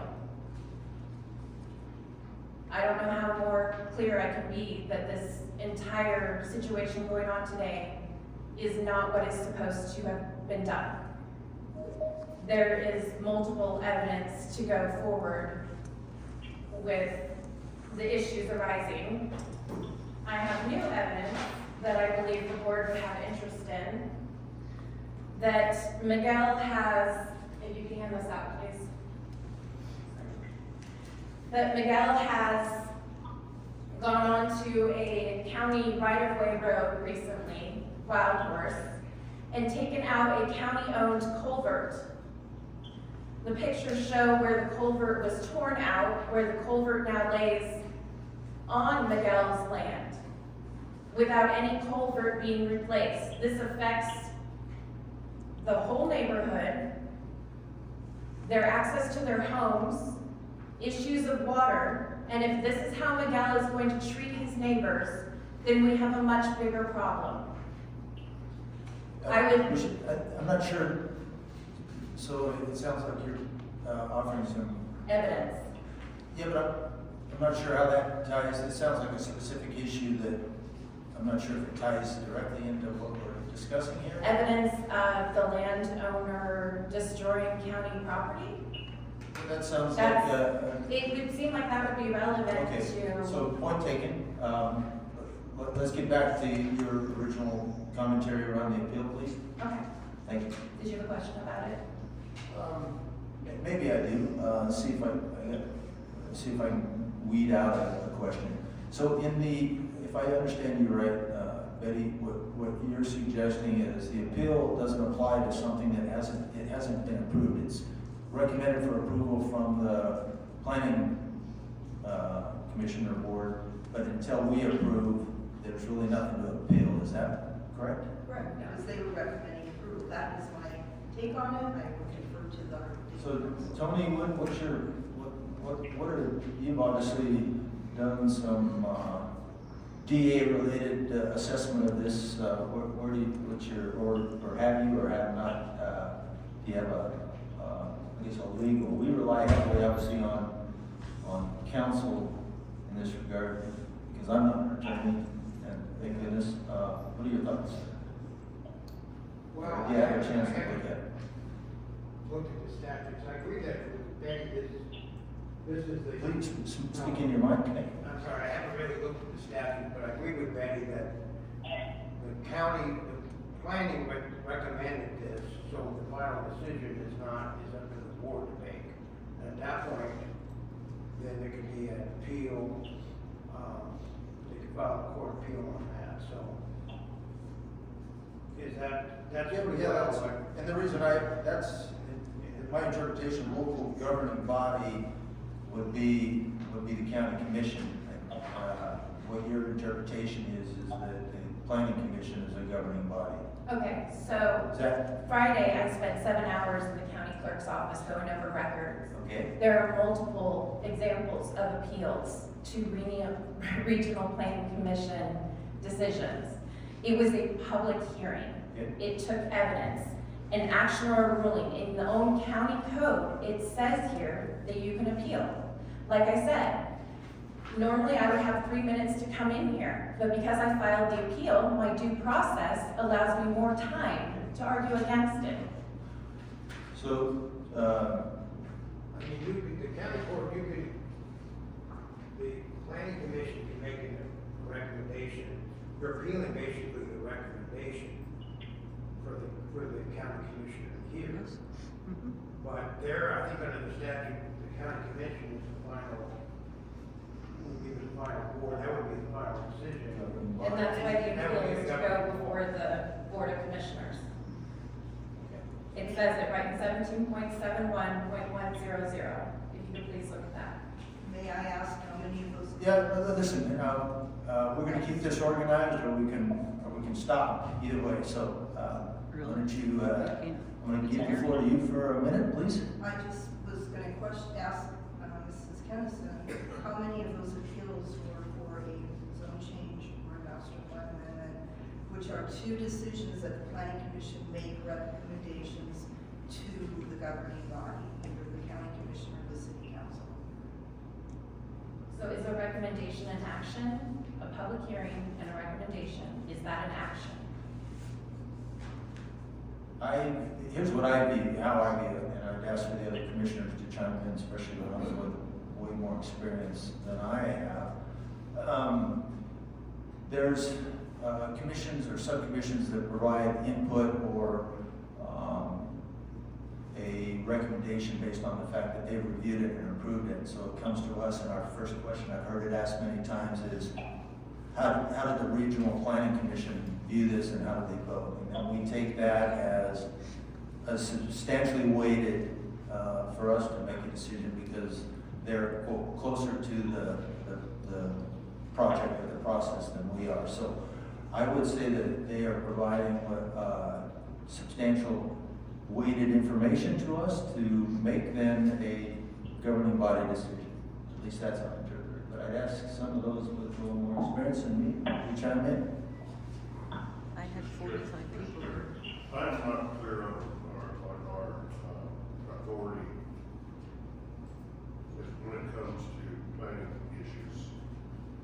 Because recently we heard we were asked to do a variance within America. And we were on that, our decision on that was, they said they could appeal it to the regional planning board commission, and they could overturn our decision. So what type of authority do we really have? If there's an appeal on this, and it goes to the regional planning commission? It doesn't. It doesn't. It specifically says in your variance code, I don't know why it's written that way. We're going to change that in the future. Any decision by this board for this zone change or master plan amendment, where you have the final decision, can be appealed to the boards. You not go back to the planning commission. Can I make note that? I'm gonna see if Mr. Cerri's finished there. Yeah, I think that gives me some clarity. Okay, and any other commissioners, Commissioner Tipton and Commissioner Hill, your perspective here? I certainly don't have a lot of education with the planning process, that's for sure. I have a hard time going against the planning commission if that's the board that has been appointed to do that job. I understand Kennison's comments, I really do. Just the way the process works is kind of still buzzing around in my head how I was. Commissioner, thank you, Commissioner Tipton. Commissioner Hill, please. This is Commissioner Hill. So yeah, I'm all for, property rights and property owners, expanding on their opportunities to do what they want with their land.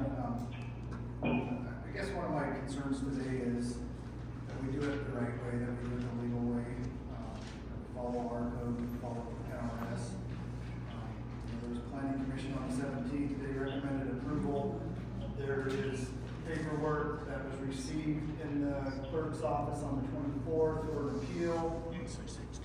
I'm still not convinced today that we followed that process legally and that we're within our legal bounds to vote on this. I want clarification on that, and if it is, the appeal's null and void because it wasn't a final decision, then let me know that, put that on the record, and we can move forward, and then an appeals process can happen after, if we approve it. And I'm kind of stumped there. I like the, it sounds like we're close to being on the same page, around some confusion around the overall process when it comes to legalities, especially since there's this concept of appeal. Let me ask if this might be a remedy to ask the DA's office to look at it from a legal perspective in terms of the, and I'm going to throw this out there, and maybe I can work with the county manager to put it in a little more comprehensive so you don't waste your time doing the homework.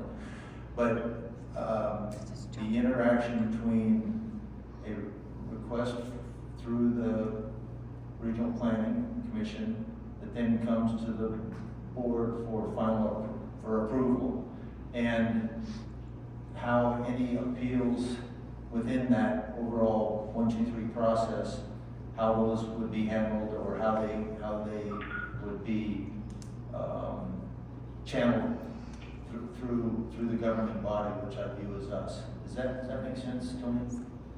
Yeah. And again, I think we rely heavily on you to keep us out of trouble in these meetings, but also, you mind if I finish my commentary here? Yeah. You do mind? No, well. Tony, so we rely heavily on the DA's office to give us legal counsel. And in this case, it sounds like we could use some, both from an opinion that has legal foundation on how this process should unfold, so we can, when we make a decision, everybody knows what that decision, what the next step is if you're against the decision or supportive of the decision. That's what I'm requesting. Is that make sense? May I just disclose something real quick? Sure. Everybody knows. Please, that, Madam Chair. my oldest boy, Joe Brooks, does sit on the planning board, and he has no interest in the property, but I want you all to know that. Thank you for that. Can I Mr. get Chair. something on the record? My problem today is there's been an appeal. I haven't had an opportunity to even read that appeal, so I don't know what her points are, the merits of it. And I really would like an opportunity to have to review the appeal. Protest, something like that. This is Commissioner Hill. We have the opportunity right now to go to closed session and get some legal advice on this. I don't know if this is an opportunity for that, and I guess I can motion to go into closed session. But we I just really want to the record really quick, please? I'm going to get to you I promise. I know it has to do Okay, with something. you got 30 seconds, go for it. I would like it added to the record that I have been observing Paige Brooks whispering to the chief district attorney and covering the microphone, and I'm wondering where the transparency is in this meeting. I'm assuming if there was something that we all needed to be aware of, she would do it in that manner. So, why don't we do that? And then we'll find out if Tony's has enough background to that. You got one hand up to some Okay. written article. So, okay, thank you for that. So your note has been put in the record. I like your idea. We'll go over here and just find out. Again, my concern is that we don't have Tony handcuffed in terms of his ability to provide us input if he needs to go do some research on it. That's the only thing. Go ahead. You said Ms. Bartow? Yes. Go ahead, Brittany. Thank you. Hi, good morning. Brittany Bartow from the Department of Transportation, for the record. I just have a request that the property owner at this location updates their mailing address through the county assessor's office, as the mailing address that they have on file is not deliverable. And I guess just also a note that any type of change in the commercial status of this property will require that the property owner update their permitting status through NDOT. And basically that involves any change of use, and that any encroachments within the NDOT right of way are not allowed until they obtain permitting. So that's my comment. Thank you very much. Hopefully, Manager Kolkowski, if it sounded like there was some administrative protocol there, steps that need to be taken, so. Yeah, so NDOT, and I'm just explaining from my previous experience with NDOT, they have their access management standards. So when we're changing from a medium density residential to a commercial, those access management standards change to the types of approaches or access to those properties. So she just wants to make sure that if this does go forward to commercial, they change that. So that'd be an advisement to Mr. Escobar. Yes. Okay, I think what we'll do here is go into a closed session for 10 or 15 minutes, see how it pans out there, just so we can get the commissioners at least on the same page in terms of our understanding of some aspects of legality, and we'll rely on Tony to deliver that. So if you'd be patient with us, take a. I think we got a motion there. Okay, take a motion if there's one out there to get us there. Yes, Commissioner Hill, I would make a motion that we go into closed session for some legal advice from our representative. Okay, I'll put that motion to vote here. If former Commissioner Haas would like to communicate to us, speak up, into the mic. Before you go into closed session, They want Could the you turn microphone. around and- You should know better than anybody. We need you to talk clearly into that mic. Please. Thank you. Sitting out there in the audience is really tough. You know, I'm hearing and stuff. Well, you know how tough it is sitting up here. What's that? Yes. So, some time ago, I was having problems. I have several pieces of property on Rose Creek. And at night, things were disappearing. And they were, you know, they were mine, so I was concerned about it. So I wanted to put in night watchman. So I went to the planning department and requested what I needed, you know, was a night watchman, which is, we've done it before. When Winnemucca was growing, we had done the same thing because we had the same problem. I was told that my commercial property is no longer valid, no longer, and haven't been recognized since 1980. So I says, well, what do I do because of? So I was forced into changing the commercial to another type of zoning. And I went to industrial light because it's basically the same thing. I could have a night watchman out there. So when I went to the planning board, I went to both the meetings and listened. And I was told that mine wasn't the same because I wasn't changing the master plan. But if the master plans, says commercial and they're telling me it's no longer recognized, what is the way it is to be handled? It cost me $460 in 4 months of my time to get this done. And just to throw in realism is about 4 or 5 days ago, we had somebody over there on the property. The sheriff's department did find them, and but they were trespassed, so we're still having the problems out there. So why is it that I can't use the commercial, but she's saying that we could change this rural ranchette to commercial? So we were all sent out letters some time ago that we had to change, and some of them did, some of them didn't. And we even, when I was on the commission, we heard changes all the way out of West Boulevard, and there were some major changes in the program. But the problem is with it is that how can one person come in and ask to have the master plan changed?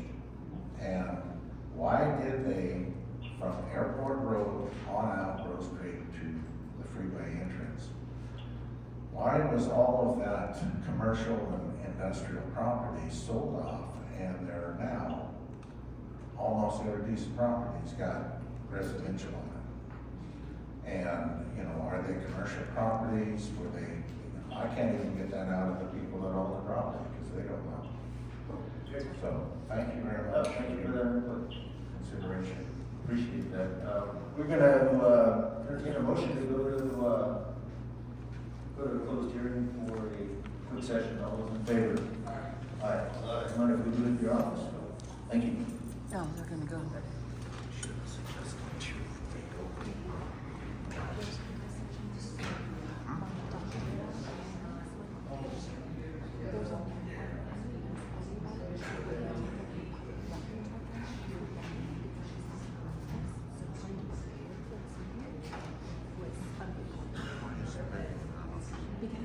They're doing stuff on the building, so she can't get any of the hard copies.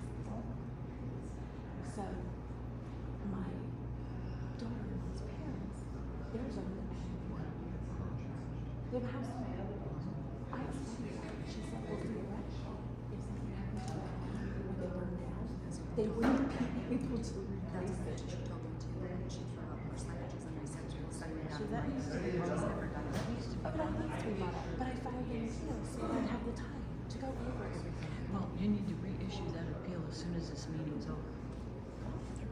That attorney doesn't know any of this Anything. stuff. He doesn't know anything. He didn't even have time to, he didn't have to. He just said he had to cover this stuff for statute. And they, you know what? Just go and say, planning commission decides is a huge factor in what they decide. So the fact that I appealed it goes to show it. Well, the way it's set up right now, it goes into the planning commission. Okay, the planning commission gives it a recommendation or no recommendation. And it comes before the county commissioners. We are the final say so at this point in time for all of this. So, but what the county commissioners are doing, as you can see from, it's smart ass answers and different stuff about you can't hear me or not, but he has no clue. Neither does Well, Cerri they said does. they don't have any complaints, and then she said when we went to the planning commission that those count as complaints, but then she said she didn't have any complaints. But then she looked and said she had 2 letters.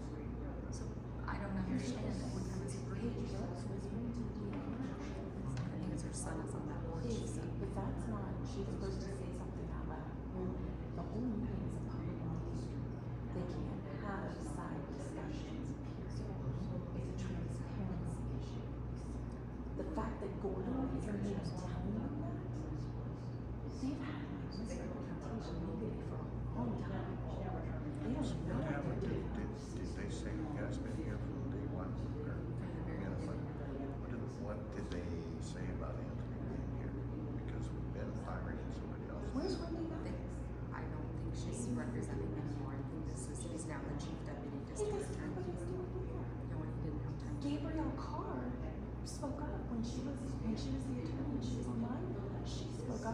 stop them from doing the stuff they're not supposed to be doing.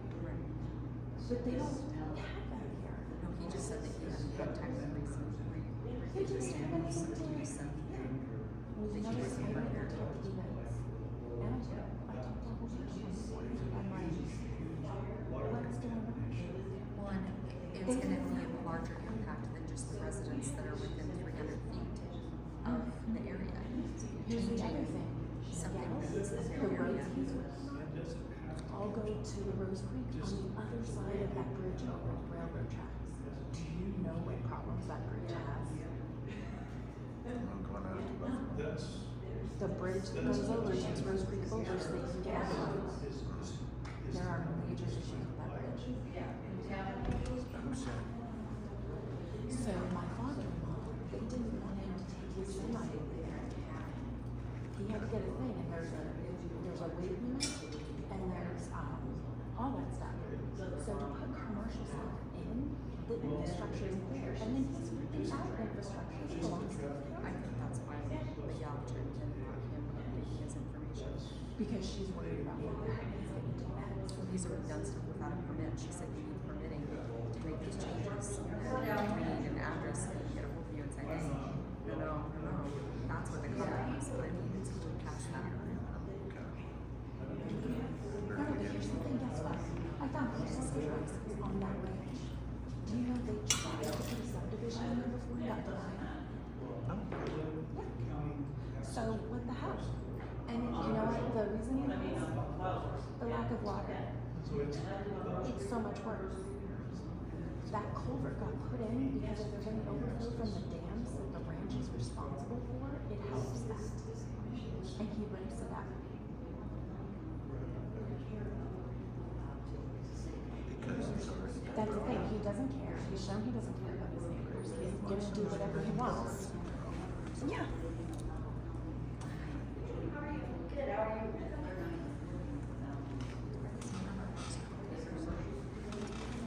Are you having fun?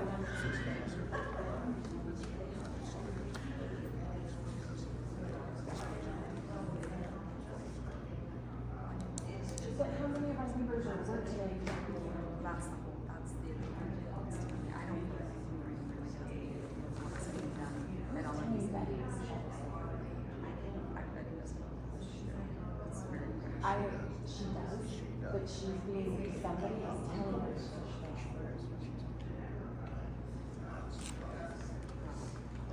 She just has to, I guess, figure out what side she's working on. You wouldn't believe what the commercial changes to protect us.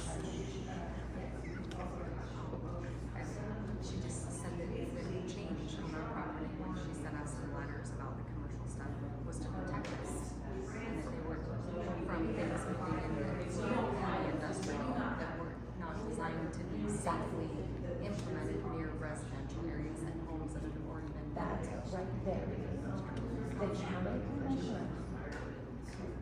On commercial. Guys, the county commissioners rely on Becky to tell them the truth.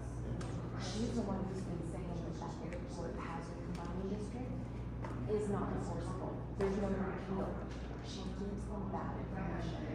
Have a look at it. As soon as they publicly, correct me if I'm wrong, but as soon as you publicly put on your website, It doesn't matter which one you feel like.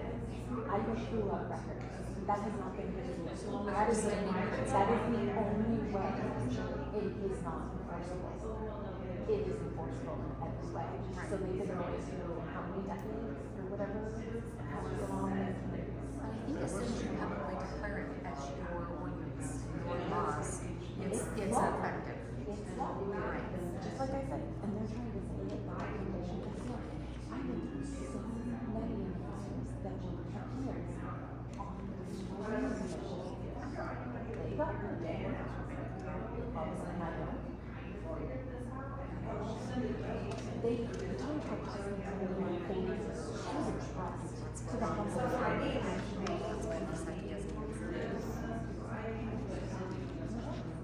he was on, this was on October.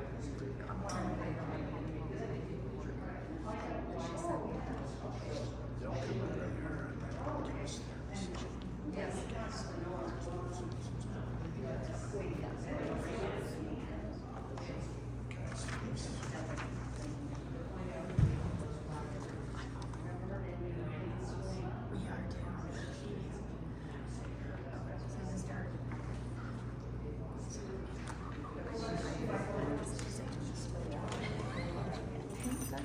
heard that. I'm the one telling them what all the laws are and what they're doing wrong. But then they don't listen to me and they treat me like Yeah, they treat you like a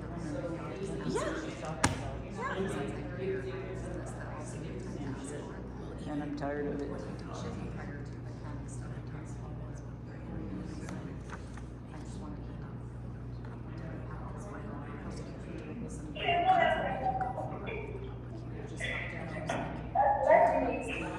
But he didn't do it. no, he kind of did. But then now they'll be more open in their private meeting. Where's Betty? She's in the office. Is she?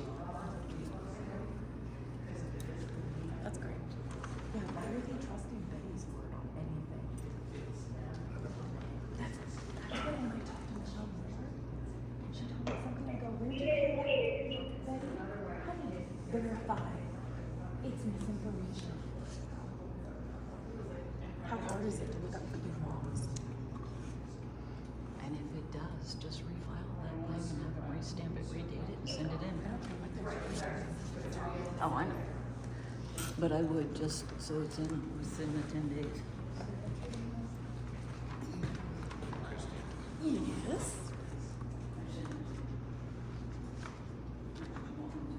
Yeah. Yeah, that's on everything I printed out. Yep. Yeah. When she did those regional commission meetings, they messed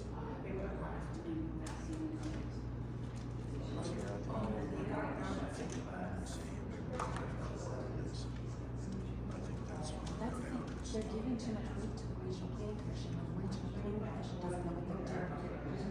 And then they just said that they give them all this weight. See, I asked them sometimes already to do master plan. They are supposedly doing that. Do you know how many times they've changed the master plan at that ranch? At that ranch. And they still don't get to put in what they want to put in. Because guess what? They don't have the property rights.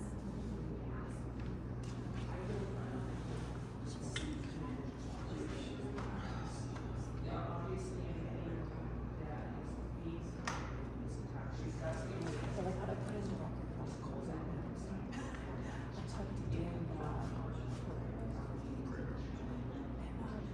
oh yeah, I took them and we're gonna go take it out. Oh, I should have given him a picture. Yeah. Russ was telling me about so people who bought that ranch from Cecil went to put a subdivision in. They're the ones that did Green Saddle and Honda. So I was going through trying to find more records. I still have a bunch of records to go through. So it got stopped because of the water issues. We have 3 horse issues.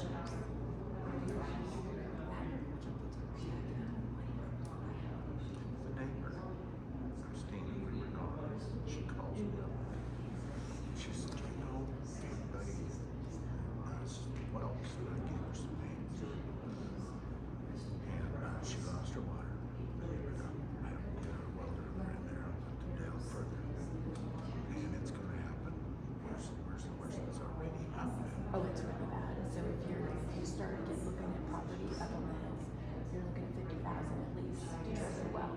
You go down lower, it's 20,000. And then you go up to that where it's 50,000, and the problems they have with practically brand new wells, it's bad. But the biggest problem is, oh my gosh, I found some stuff I'm gonna talk to you about. Remember, when we don't have people listen. Some of the stuff I found is gold. Absolutely gold. So, all we can do is hopefully they'll decide to put this off instead of making a road on it today. I mean, it really doesn't matter what they do because I have plans to go forward no matter what.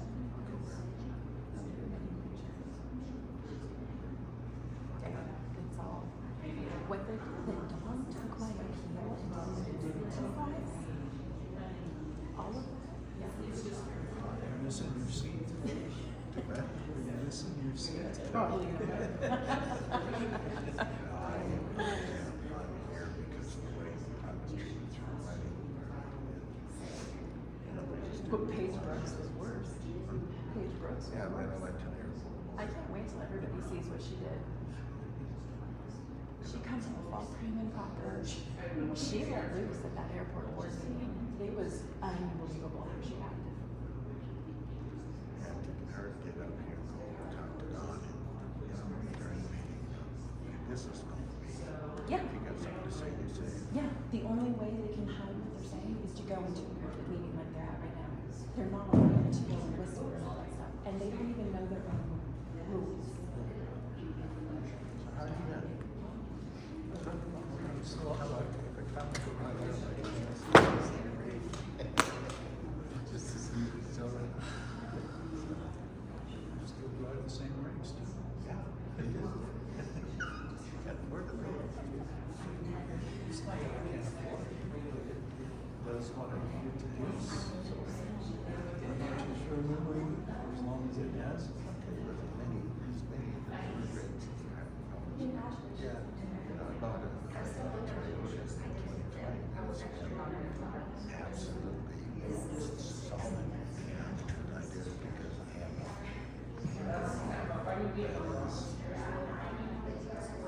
he should really be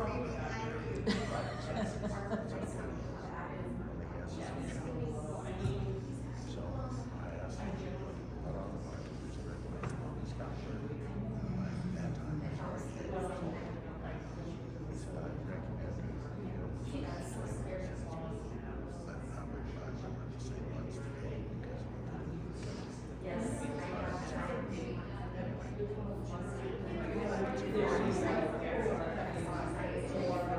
I put emails out to all the people, but they're all working. Well, that one was still going on. Yeah. I was gonna go to that planning commission meeting, and I found out this point Marino. Yeah. And then went back and. Yeah. But we had quite a few people at the planning meeting. That was My comments, I didn't really have anything to do with that. It's something that they're doing today, but my property's on. It's out in Herschel, right? No, it's on Wildwood. It's the yellow. Yes, it's a residential. Big residential. It's all the yellow, so they're residential. It's only us on the district that they have and the commercial industrial. All of Herschel is residential. And the reason that Rose Creek was commercial industrial is Right, and it's just commercial for just regular businesses to come in, not these impacted ones. Yeah, It was for people that are doing car sales. Yeah, grocery stores. That's fine from time concerned. Very good for your area. Not this stuff. Come in. The major red flag, when you go around back to the bid, the major red flag is the Salt Lake area is notorious for promoting business. And if a business owner, they are all for it. Now, when they want to involve in their state, there is a major issue. There is a major issue. And it is And you can't find anything on why they pushed them out. Because you can't find where they actually applied for the permits. They can't. They won't let you. Well, I think I don't think it ever came to the vote. They realized that there was going to make it so that rather than being a legal vote against the because they did all the preliminary stuff and knew they were going to lose, so that's not the issue. The big issue is what they want to pump Back down into the ground.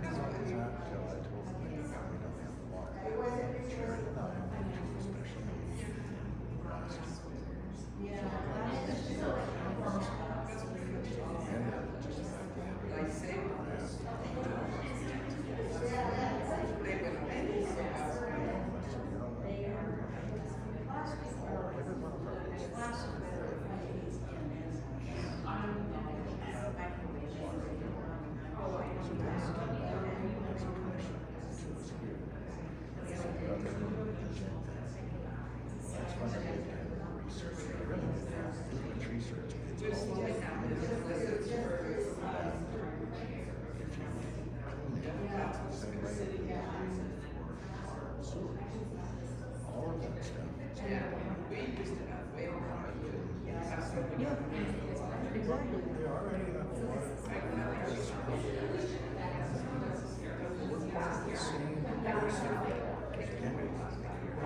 Yeah, 07 and 07.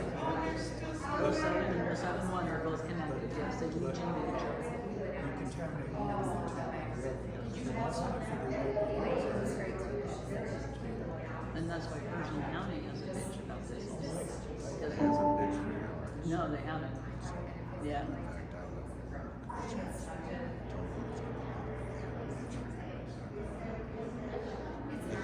Yeah, it's really big.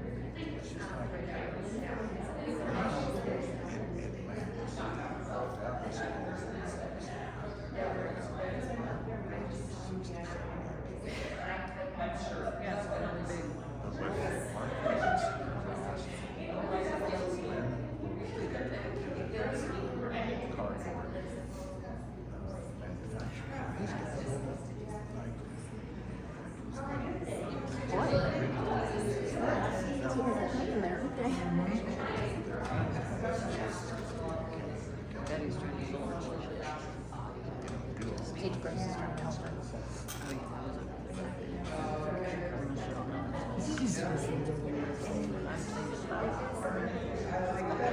I said, should never have been on the board. She should have been used herself. I said, she hasn't. I said, it will go into the ethics report.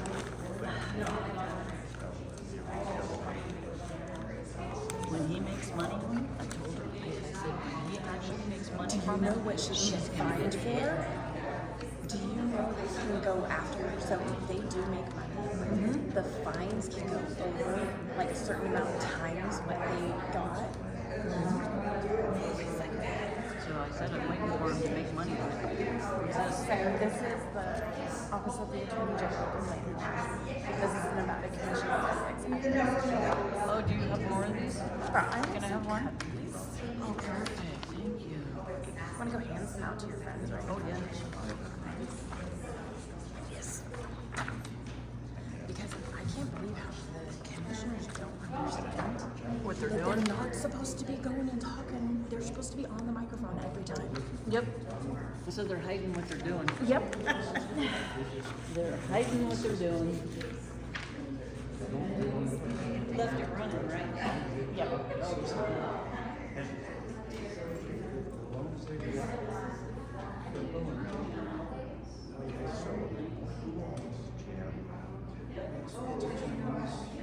Most of the attorneys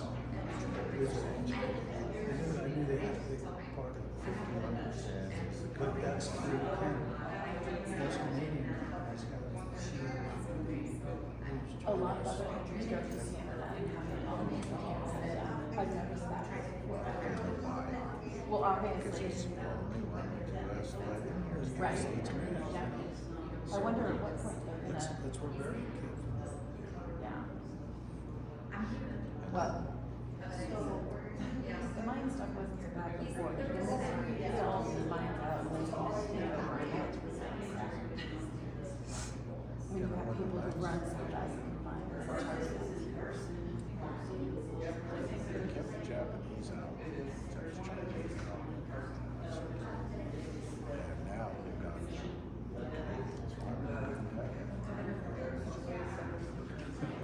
You know who runs the back of the It's a guy who's done a bunch of businesses like that.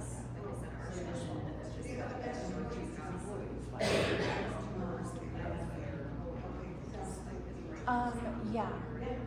Yeah, you can actually look him up because if he goes into somewhere, they'll arrest him or something.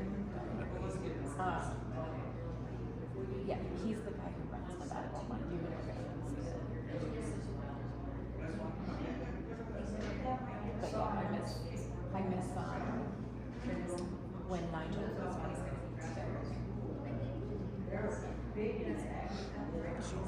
he's awesome.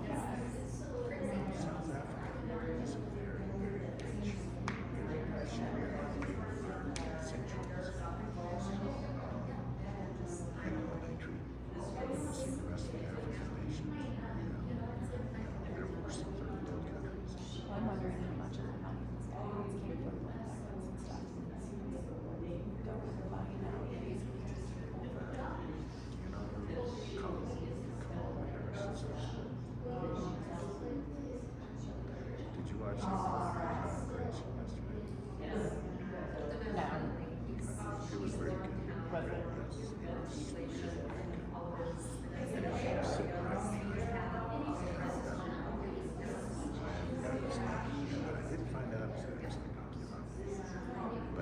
They think North Carolina has and it wiped out all the ranches and everything else. So now that they're trying to come in there, the guy that Kamala Harris's husband runs the company and trying to buy out these people because there's a major amount of money. Well, they got 5 generations of this. This much worse. So FEMA goes over there. And FEMA's going along, and they were told, and it's public, it's on the internet and everything else now. The planes were told that you have to come sign in the yard. We did the same thing on that last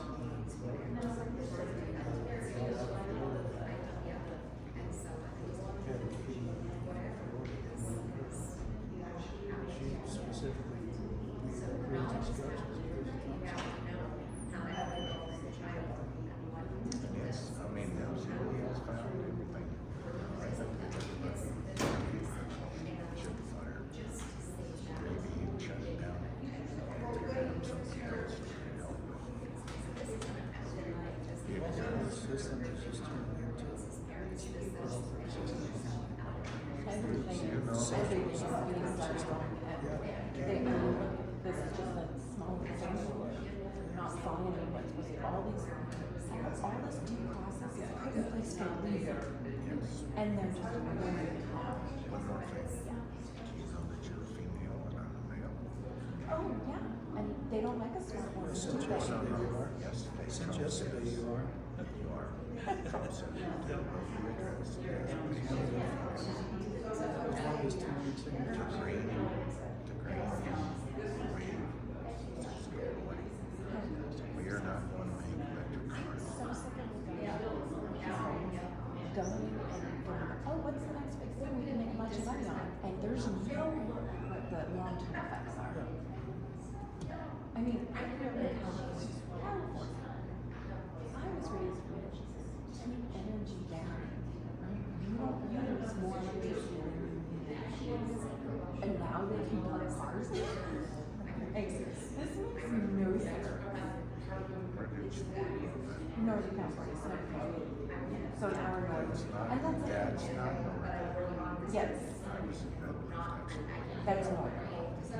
But I work in San Francisco, and I watched from the time when I was a kid, growing up and everything, and when the Silicon Valley and all of that exploded, and people started coming up when they were commuting longer and longer to work, and then what happened to the county I grew up in?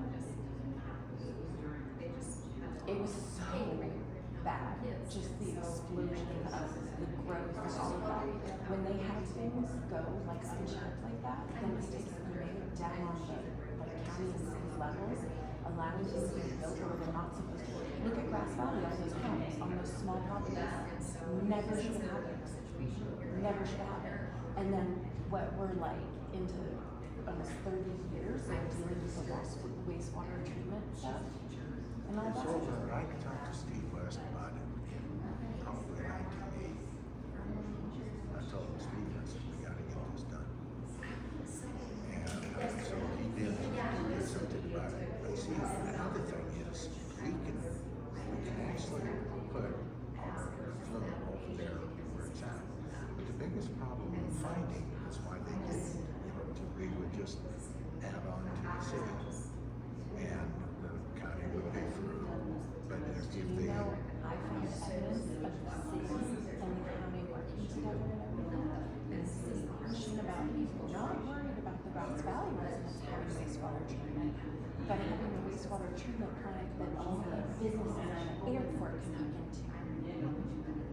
Did you know that Carwell and Carrion, it was a big deal then with the NDEP and putting in the septic, and then nobody's monitoring those, and it's commercial septic, and that NDEP told cities that they needed to systems were monitoring to make sure everyone is safe and not having issues. And they were told Carwell almost didn't go there.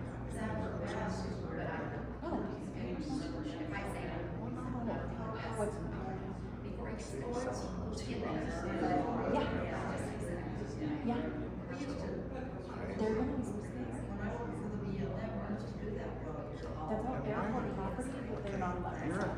You're a businessman. Why would you sell it? You're not supposed to. Do you know this is this? I know. And they, everything, the airport industry, Okay, I gotta put this all down. of the did was all under the understanding that property and they could not sell it. And suddenly, Paramount had done what they were not doing. And they were not going to do that. And all of a sudden, they found a deed that shows that the city originally bought the land 24 years before the airport. And then they said that they could do it. You can actually see in the minutes, they knew they were supposed to do that. It was a bullshit that you can no longer violate state law. Absolutely violated it. The evidence is right there. Carry on was Carry on was out to where McGill is right now on 2nd Street.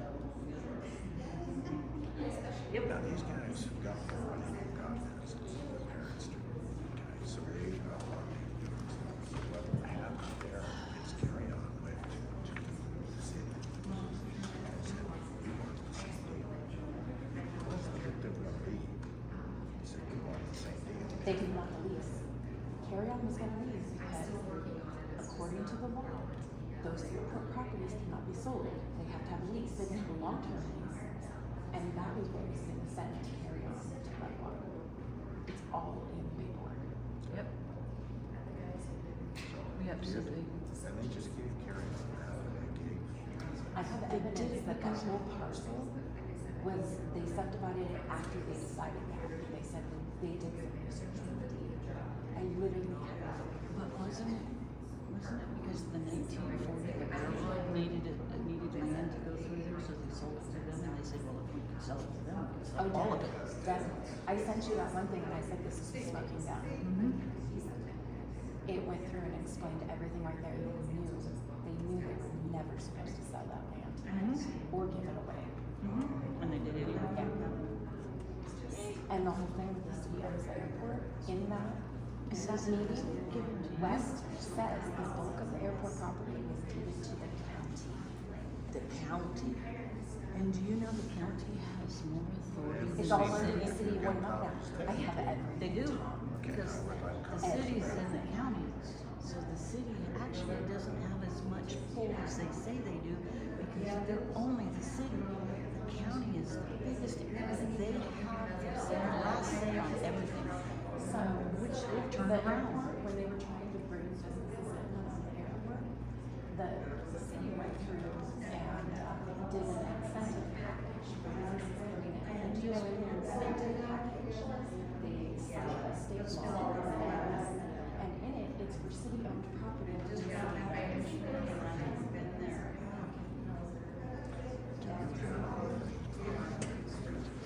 Where it said in 1964,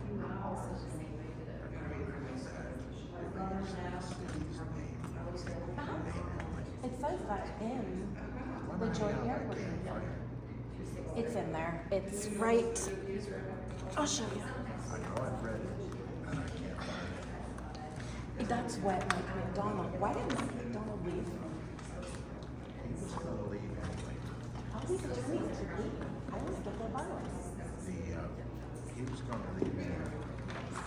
So when we went to the DA, I want to be chief deputy, and he said, fine, I'll do it. So he won. I did that. And so he made Wendy the chief deputy, or was supposed to be do it. But he had, Ownership of facilities.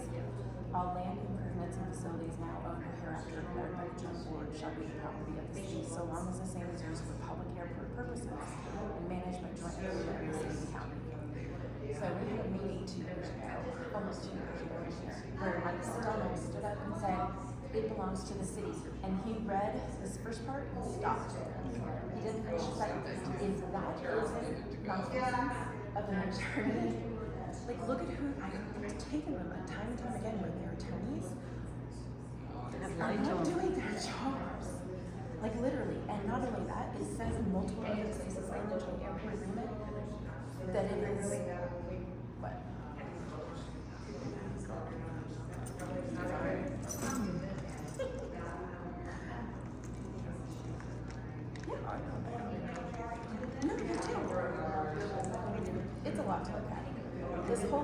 says, and then, so they got, when they got the property back, and it was Harbor Airport, the airport, and they got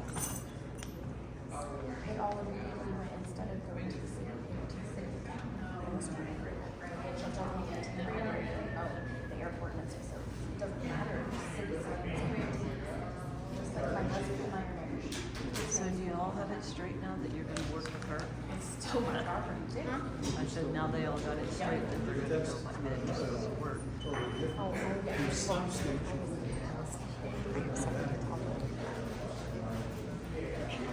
Okay, So you were talking. with the formal process, we need to make a motion to come out of closed session. It's fine, this is Commissioner Hill. I would make a motion that we come out of closed session and get back into public session. All those in favor? Aye. Thank you for that. And then, for those of you in the audience and those online, thank you for your patience. So we went into closed session, and I'll just summarize what I come out with and see if that helps. There's obviously a bunch of moving parts here, or you want to call them moving parts, or pieces of information that all need to come together. One is the master plan, one is zoning, one is the application process to the regional planning commission, one is their responsibility as the regional planning commission.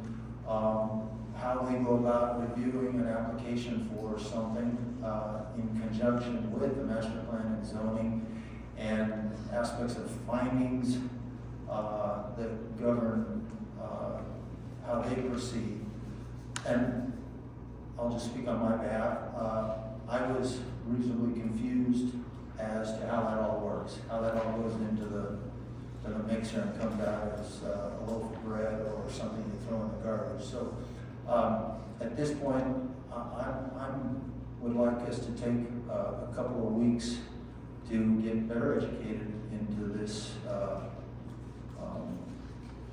into the whole things I just talked about, the mixer and the ingredients and such, so we can make a good, comprehensive, and legal decision in this manner. So that's what we talked about there. It was a good interaction, and I appreciate your patience both in the room and online. So with that, I'll see if any of the commissioners would offer input or a motion in that regard.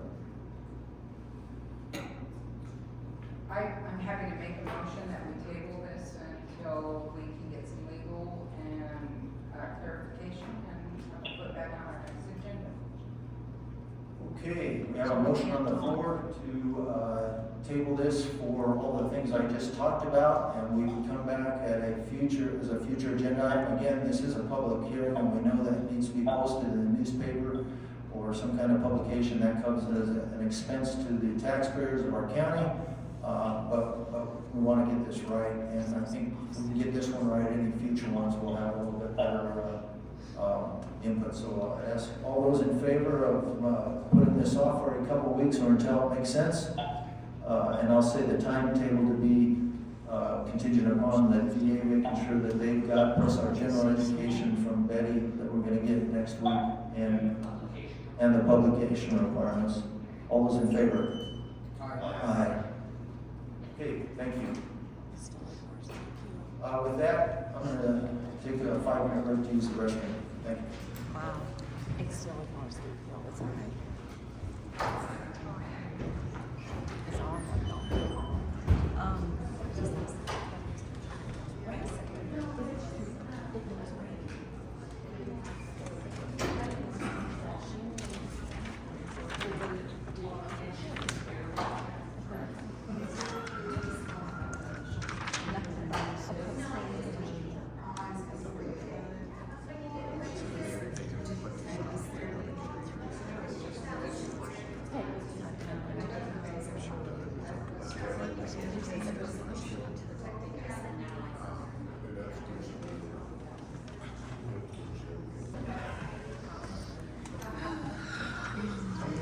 What else we got? Some of these were your paperwork from when we were asked to change to commercial. We didn't get that. I'm gonna go and get it. But it's done now. I'm master plan industrial. Okay, it's 11:23. We will come back to order. That's right, gentlemen. give you a refresher course on that.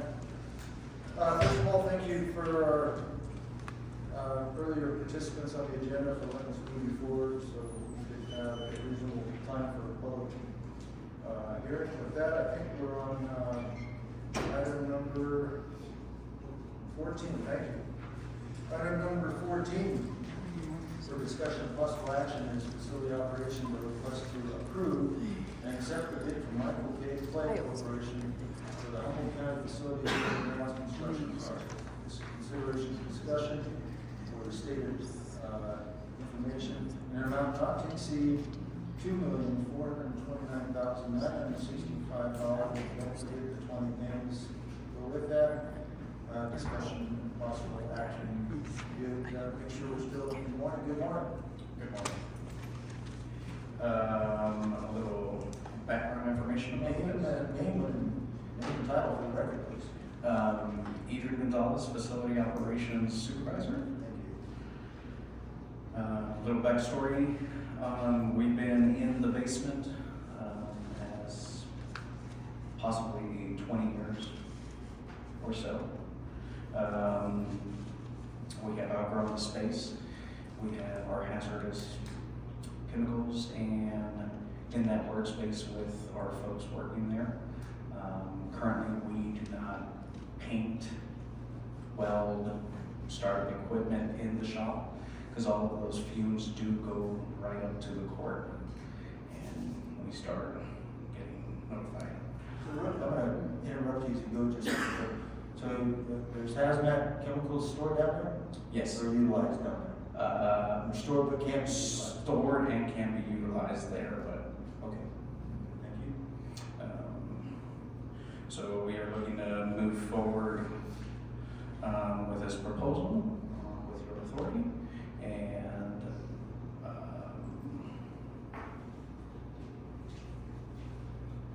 our building inspector, Andrew, our menial will be our PM for the contract and the product.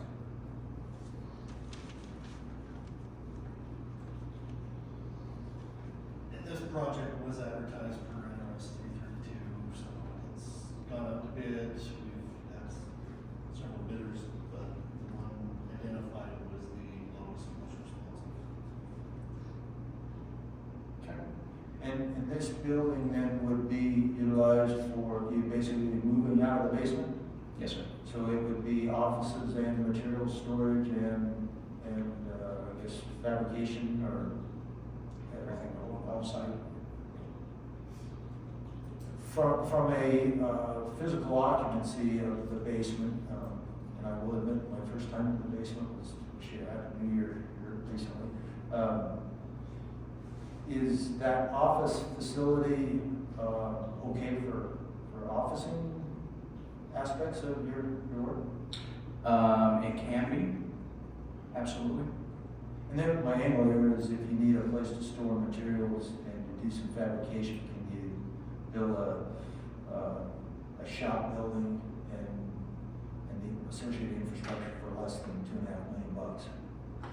We were trying to incorporate all of that and free up the space in the basement. There has been inquiries of using that space for other purposes as well as. Such as what inquiries? Storage. We're lining up a lot of storage. There's Don Galkowski for the record. There's some other ideas that I've had with utilizing some of their offices with, potentially making providing a training room for people because we really don't have a good place for training. So if they vacate out of there, we could easily turn some of their offices into something like that to provide training to staff. So that's one idea right there. Okay, the reason my history in my previous life was that lots of times when you built something new and freed up space, it was interesting how that space became occupied and at a cost. So kind of always if you build it, they will come. In your case, you will move out, and somebody will want to move in, and then next thing you know, there's a request to change this or that, and there's a cost to the county. So that's my question. Any comments or questions from the commissioners? This is Commissioner Hill. I would just have a few comments. You know, this started about the time I took my first oath of office in 2020. Been working on this. We have discussed a lot of those options. Mr. Chair, reviewed a lot of your concerns. We did explore some options of building something out back here and, you know, possibly leaving staff inside and moving the workers outside. One of the discussions was we wanted to leave room for future expansion of courts and public defenders and such. And it just made sense to go with a standalone facility that was more in line with public works up there. They share a lot of the same equipment and tasks. So we moved forward with going and pursuing the Sage Heights area. A lot of works went into it, surveying and rezoning and utilities, and I know Michelle's done a lot of work up there. There was some things in the survey that just didn't align with some old lines and old easements that didn't align. So we have all that straightened out. We went to bid, and here we are. And I'm happy to say that we've got a contractor in front of us, and I'm ready to make a motion. Any questions on it? People have questions on it? No, I guess I add that I'm glad to see it's a local contractor.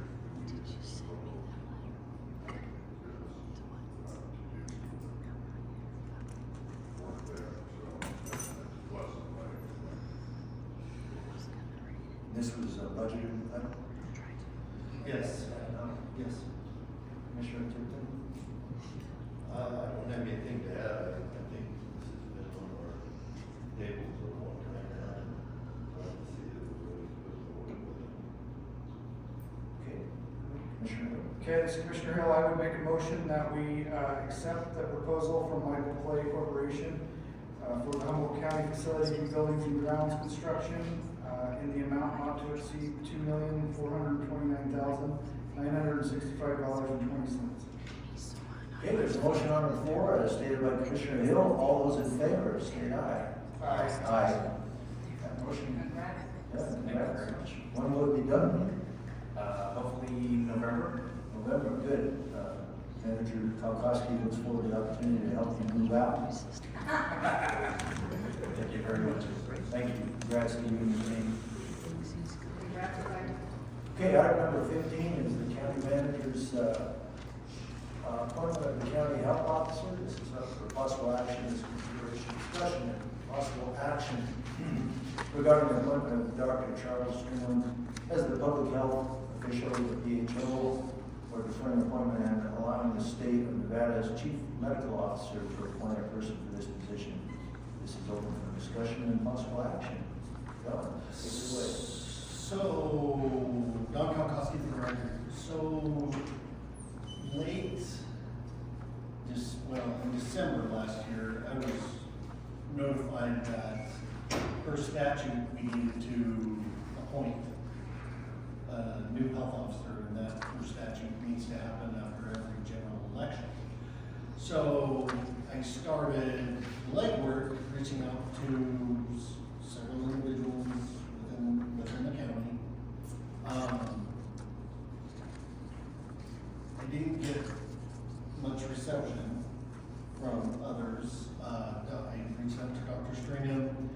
He originally said that yes, he would stay on. However, Friday, he sent me an email and said he would like to reconsider. So he said he's willing to stay on until we can find somebody. However, I have reached out and haven't been able to locate anybody. However, I have a contact that the CEO from HGH has provided me, and I'm going to reach out to him because evidently this doesn't need to necessarily be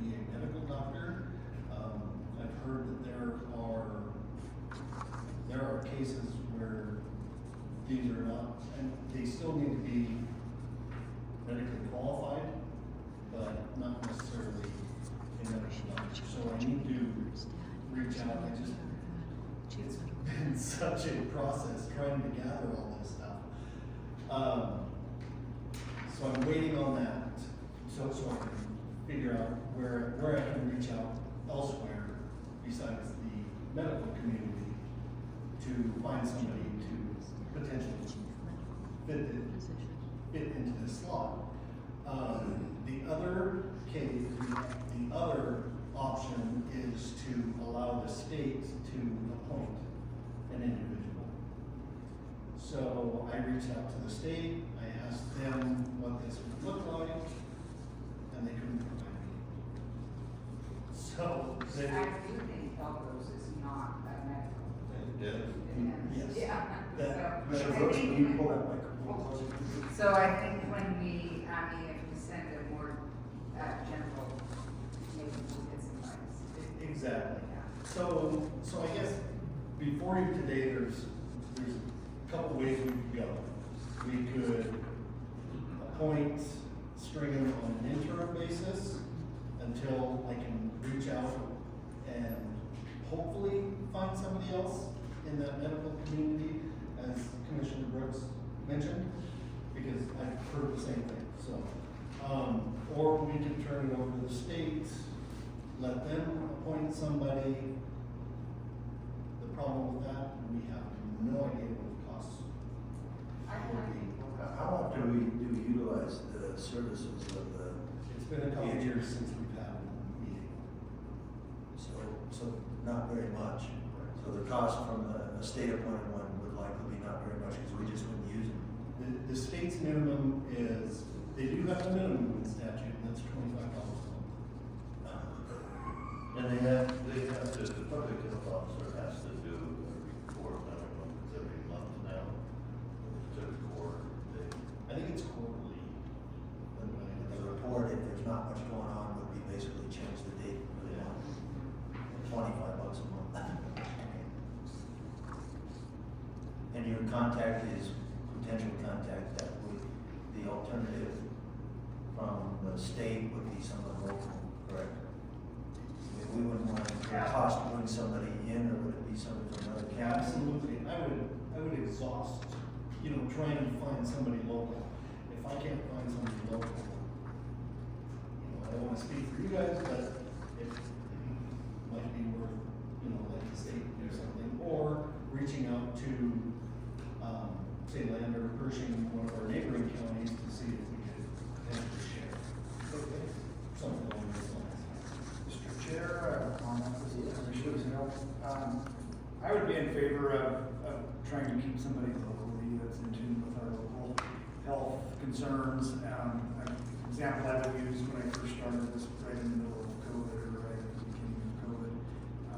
And Dr. Stringham was helping us navigate through those mandates and the different stuff. I think if we turn it over to the state, then we're at their mercy of what, I don't foresee that coming back, but I would rather see it in the community's hands. And I would be all for recommending Dr. Stringham. I know he's expressed an interest in retiring from that board, but I think internally we could appoint him and then find somebody.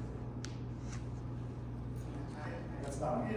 And some of, and just for your information, some of my conversations I had with some of these other local doctors were understandable, because they were concerned. COVID's still fresh in everybody's minds, and how that whole thing went. We get these mandates from the state, and essentially pass through.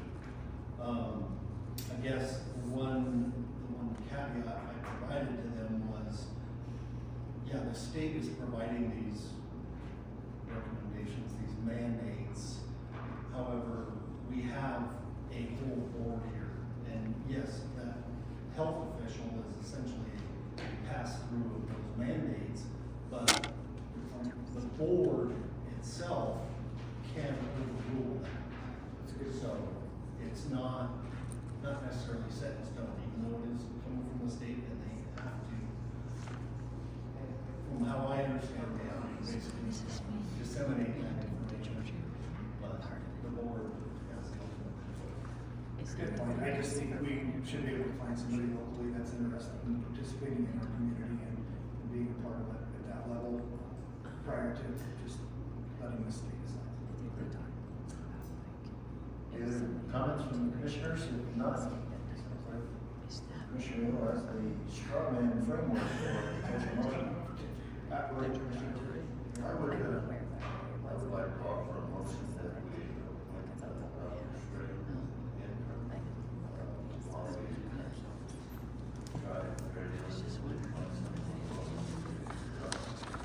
permanently. Is that clear? No? So there's a motion on the floor. All those in favor of that motion say aye. Aye. Passes unanimously. And I would like to thank Dr. Strain for agreeing to do it. We'll find somebody. Agreed. Pass on our appreciation and tell him if he's lucky, we won't take 12 months of advantage of it. And this is required, it says January 1st after an election. So. Essentially, it's only a 2-year term. Right. The next time maybe we'll put it on the agenda for right after the election, so we're not in bad standing. Gotcha. Yeah, this is one of those things I learned of at the last minute.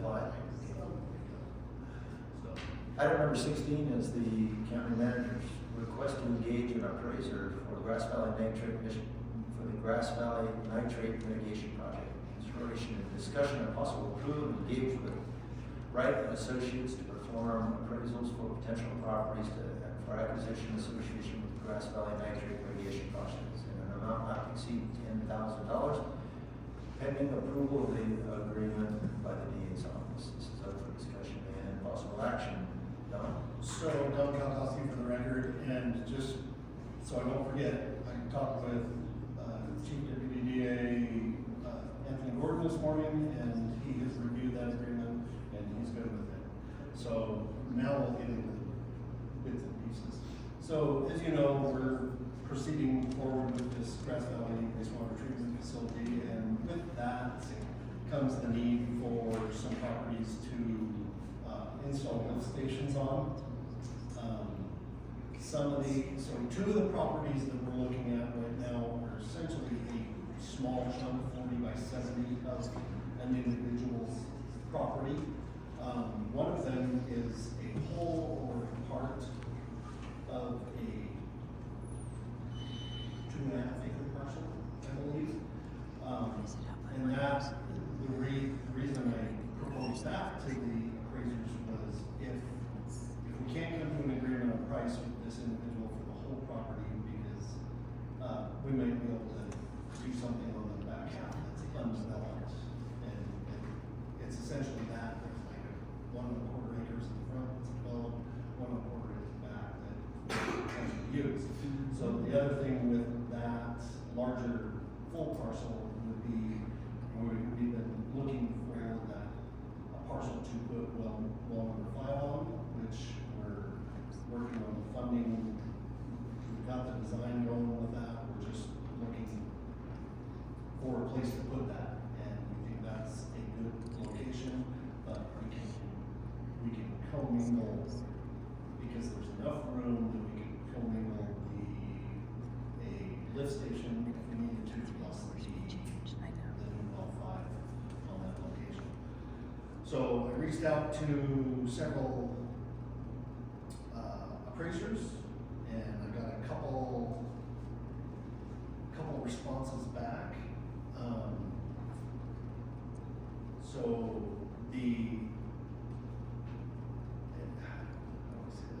I guess the second appraisal is about twice. He said with the yellow, so these have to be a yellow book appraisal, as far as I understand. This was the Department of Conservation and Natural Resources brought this to my attention, because there's potentially federal funds involved with this, so they have to be a special type of appraisal. So I reached back out to the individuals, and they provided updated. So the quote that you have in here for the $10,000 for the appraisal of the 3 properties is correct for the Hill appraisal. The other one came in at about 24,000. Same thing. And that was via on the phone with the individual commission. Yeah. That's where we're at, just to keep this process moving forward. Any questions? That piece of property you're looking at, that fits within at least the general schematic for the phase 1 of the sewer treatment facility? Yes, when, in the design of the collection system, they identified several locations for lift stations. We went through, met with every single one of those people, and these are the people that are interested in working with us. So. All right, for questions on that, in that regard, John, Mr. Brooks, anything there?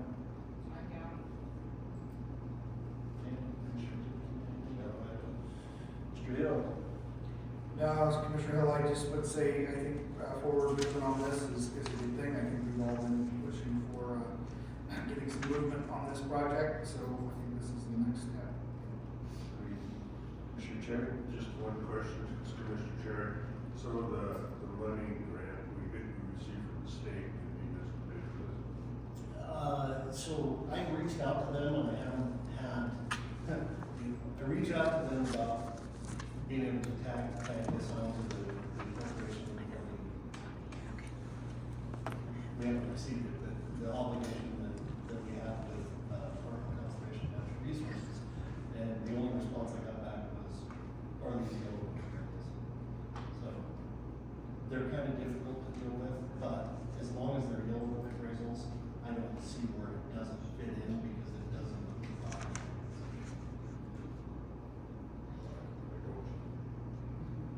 Yeah, I think you raised a good point. It definitely move us to continue to document in detail these, even though they might seem baby steps, to support overall progress and completion of that project. So when if we go in front of the state again, they see that we're diligently making progress and putting our best effort and concerted effort towards the overall completion of the project. All right, entertain a motion here. Mr. Chair, I just need to make sure as we go forward that this project, water treatment facility is paid for by either the state or the residents of Grass Valley, not by taxpayers as well as the county. Fair enough, like the dog control. Gotcha. Point taken. And guess what? We're still paying for it. Okay. We have, I was gonna say, it we have a public hearing. Okay, any other comments or questions on that one before entertain a motion? Anyone like to step up on a motion there for? I'll make a motion that, we engage with John S. Wright Associates to perform appraisals and potential property execution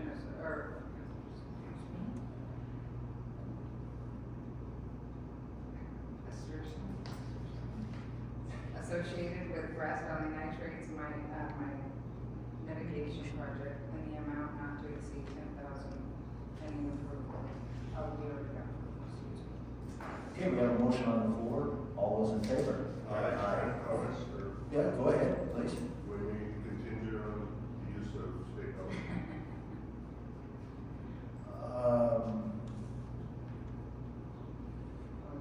I don't, it's not posted as such. We need to get this done, so do you want to amend your motion accordingly? Do you motion person? Well, we need to get it done, so is there a way you can find out, or? Oh, I can reach back out to them and see if they'll answer again. I'll make an, I'll amend. How But then how about you make your motion that we move forward with this with a concerted effort to, look for state. Michelle might have something. So moved. Oh, Come on up. Please be brief. Michelle Hammond Allen for the record. Like Don had mentioned, he did reach out to the state and we did get a confirmation and a conversation back that it should be covered as long as we do Yellow Book and upload all the appropriate bid documentation associated with it. Thank you. So you go ahead and amend away. Amend that, that pending the approval of the yellow, what is it, yellow book, pays the funds or the. Well, it's a yellow book appraisal, so in which means you stated the funding stream is out of that ARPA 0044 project. So that's what we're looking at obtaining this from. So to go in line with what you said, it would be contingent on the Department of Conservation and Natural Resources authorizing this to move forward. But we need to get it done before you can submit the bill to the state or reimbursement from the state. Well, we can, I'll submit the agreement and everything, it'll go back into the system. We just need to get it done. Yeah. Okay. Is everyone confused on the motion or completely understood? There's a motion on the floor. All those in favor? Aye. Okay, thank you for that. Commissioner Brooks, appreciate that. Item number 17, miscellaneous reports and correspondence for upcoming meetings that you've attended or upcoming meetings. There's a slew of them here on the agenda. I'll let you look at them accordingly. Why don't we start with Commissioner Cerri? I don't have anything to report. Thank you. Commissioner Brooks, anything to report? Two. Oh boy. Two 2 inches thick of report. Well, first I attended the airport board, which, I'll just say briefly that it didn't go as well as I had intended. I felt very attacked and treated very, rudely, but I'll get over that. But we have 16,400 to spend on projects, so they're hoping their first priority would be brush clearing and their second would be tower removal. They have some paving projects they hope to get to that are approved and some grants in 2026. Wayne became the chairman and Wigglesworth became the vice. And they're hoping to re-sign a contract for 10 years versus 5 because the company that runs in Caroline and they prefer tenure. Museum. They are working on their expansion, full funded, well, about 65% funded project, which would go out from the wall and even up there where like the Bass exhibit is, it would go out toward the pavement there. Lighting, some lighting options in the church they're looking at, and some federal money was awarded, but it's very slow. It should go process the sense of money, so we're waiting on that. Lepsy landfill is today, and the water board, I started on that project for that. Mineral County would like to join the CNRWA, and they need a letter of support on. They met all the requirements that are needed to ratify the resolution. Nina Laxalt passed away, so Alex Hendrick will be taking that place for the 4 months. Esmeralda County has 4 egg to mining changes in the Fish Lake Valley Basin, and that is going to be in review till next meeting because they keep doing the mine to egg and they're not really pumping what they should be pumping. I'm trying to understand the water end, so those are going to be reviewed and then come back to us. Pool pack, I sat on a meeting with for new employees and updates and benefit programs available to the county and the departments. Just listen to that as a new employee. Like I say, Van goes today and Lepsy is, I think, Thursday. Can I?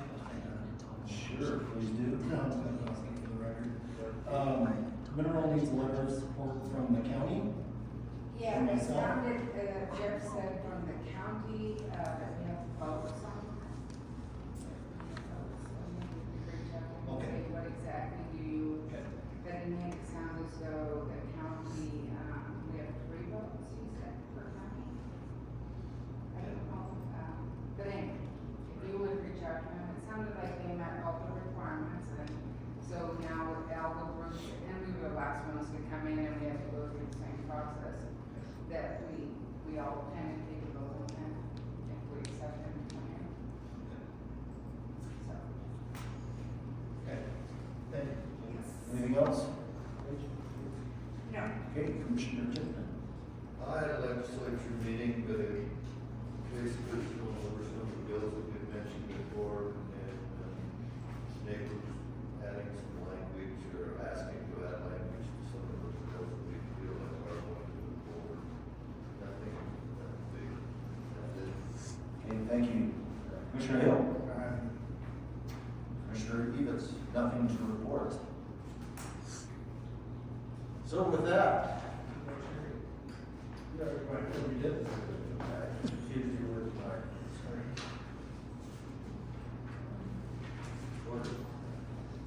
item number 18 is future agenda items. I guess I'm going to take this into 2 pieces, even though it wasn't posted that way. We have our future agenda items for our regularly scheduled meeting, and then also for next week's retreat. And I've got a few items for consideration on the retreat. Ask commissioners to provide input accordingly. So regular scheduled stuff as well as retreat. Obviously, we talked about one. It sounds like we're going to get an education on the master plan and zoning, that process info, how that all comes together, including some aspects of legal guidance or how that legally works. Yeah, we'll see, I'll talk with Anthony about that, and I think we can have a little, I think that would be helpful. interpretation Okay. to go along with that, so. Be helpful for me. Yeah, yeah. I'd like to see the review process, both the process and frequency for review of the county manager, how we do that on an annual or quarterly or 6 months, what that process is, how it takes place, and how we ensure that you're getting proper feedback from the commission in terms of your overall performance. I have to understand that. Maybe I'm the only one that doesn't know how that works. I'd like to see from the comptroller and treasurer together, and whoever else I need to bring to the table, our revenue and expenses, our 5-year trends to see how the county is doing financially, and if there's a train wreck on the horizon from expenses exceeding revenues, and basically how do we sit financially. I know our costs are going up, but our revenues, kind of curious to see if there's a disconnect. And the last one for me is an update on the Grass Valley Sewer Treatment Plant, overall project update, how that's going to be managed, what the timeline is, overall, what we're going to do to ensure that it gets done before the end of my term. Those are the 4 that I came up with off the top. And then the dog control, how we can address the tax unfairness associated with that. Commissioner Cerri, please. Yes, recently in the news, it was reported that lithium, the Thacker Pass is going to be now a 5-phase project. And, I was a little bit surprised at the first I heard of that. It was BEIS was written, it's a 2-phase project. Now we have 5. So I guess I'm wondering what that means to the county, what that's going to mean to the community of Orvada. Will we be in a build-up phase for the next 30 years? Haven't heard anything, but we're hearing about the expansion project, but no report on the school project out there yet. There was some talk, and I want to know what's real and what's just made up of reconstructing or changing the road out there over Thacker Pass.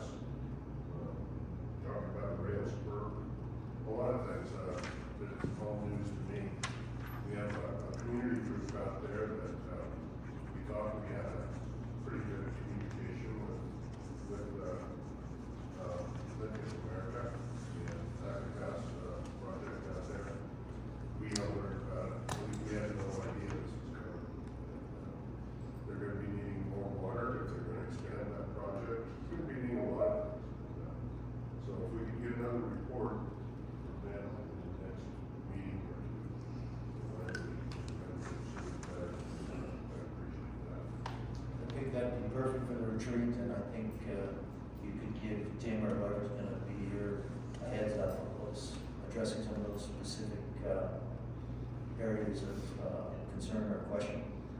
I will throw these back at them. I don't believe they're ready to provide an update. I think we were talking like February, March to provide an update, because that's when the construction is gonna start kicking off, so. Well, and I guess you could just lean on them and say, you know, February 1st versus January 27th is pretty damn close, so we'd sure like an update, even if it's, high level and off the cuff. So when they do come for a formal one, we're getting information we can hang our hat on. I'm in the same boat, very, have concerns, and it seems like we've entered, a lot of gray areas in front of us, and that's tough to answer questions to our county residents when they have them. Anything else, Commissioner Chair? Sorry, one more, maybe, update on, I don't know if we get NDOT, give us an update on improved traffic, what they're working on, and plans around Highway 95. So that would, you said NDOT. I am at NDOT. If NDOT gets you done better than NDOT, we'll take NDOT's work. I reached out to NDOT and I'm moving back, so I'm gonna reach out to a couple other people that are in there. So I don't have anything for the retreat, but I know at the beginning of the year, we typically have those, county tours that they do, so that should be coming here. Okay. Within the Can we capture it as an agenda item, if there's nothing to report on that agenda item, at least haven't violated the process, but it sure be nice to have a high level on what they're doing, as opposed to lip service on improving the safety of Highway 95. Go down here. Commissioner Brooks? Nothing? Routine? Commissioner Tipton? Nothing. Wow, this site's heavily weighted on you. Okay. Okay, if you think of something, I think it's posted tomorrow for the retreat, is that correct? So you've got the rest of the day, if something pops in line, that includes you, Tony, if you think anything that helps us from a legal standpoint.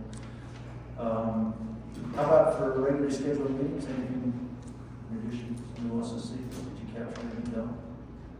Just the, tabling of that kind of, so that'll be coming back potentially the end of February, maybe the beginning of March, just depending on when we can get all the logistics completed. So. Okay. With that, close out item 18, go to item 19, is public comment. Again, this is public comment for discussion only. Public has an opportunity to address the petition on matter not appearing on the agenda. However, again, no action or interaction will be taken on matter raised until the matter itself has been specifically included on the agenda as an item which can be actionable. Individual comments will be limited to 3 minutes. So with that, please. I think I didn't memorize that. Public comment. Again, please use the mic and state your name for the record. Thank you. Deborah Day. So I went to that HCA meeting that you guys had, that big thing, and all those lines that are gonna open up, and then you got Lithium Crossroads. So you're looking approximately 2,000 people, that's not including the people that are gonna be working with lines through the building of it all. And my question is, we lack the necessary infrastructure support here. There's an uncertainty about who will fill the labor force. I mean, we've got all these jobs coming in, but you have enough people to supply the demand. Our local services are insufficient. We do not have enough police, fire, or medical facility. Our hospital is too small, and we do not have enough doctors. We can't, you know, I've been through 14 doctors since I moved here because of the lack of doctors. They keep moving out of here. And yet, we're gonna put in all these big places. We don't have shopping malls, we don't have grocery stores, we don't have the infrastructure for any of this stuff. So this is largely due to the inadequate incentives for personal estate. You talk about bringing business to our area, yet we've recently lost another grocery store and there are no clothing stores, people need to wake up to the reality of what's happening here. The lack of housing and rental units for the approximately 2,000 people that we're gonna bring in here. We have nothing to attract residents. Why wasn't the infrastructure prioritized before the projects were initiated? And I'm hoping that Trump comes in and takes away the $293 billion from lithium, because it is a Chinese company. And I'm praying to God that Doge goes through there and stops them from being able to get the $293 billion. And that will stop what's going on here. Because this company is gonna destroy the land. I brought you guys all kinds of information from Africa showing the 27 miles of destruction from these people. But we just didn't care. And then we've got another crossroads that's gonna dump chemically treated water into our well water. Like I said, I am putting things in complaints to the highest places I can go to try to get somebody interested in what's going on here, because you could have put it out by that stupid plant out there, Velmy. It has the infrastructure, it has the railroad, it has everything. But you decide to bring it in next door to my house. These places are next door to people, and we just don't get interested. Nobody's listening. Thanks, guys. Any other public comment? Commissioner Haas. They're all looking down, not you. I think I can still make it up there, guys. Bring the mic to you. The cords won't go. I can't stand it. This is Commissioner Haas. I'm sorry, they used to be one. On the airport board, I did a lot of research on what's going on out there. And there's supposed to be 2 county residents, 2 city residents that the county can put on and the city can put on, and then one is a mutual agreement. And they have to be from the county. Now back in, 64 when this got going, in 74. In 74 there was must have been a heck of a turmoil, that's all I can see.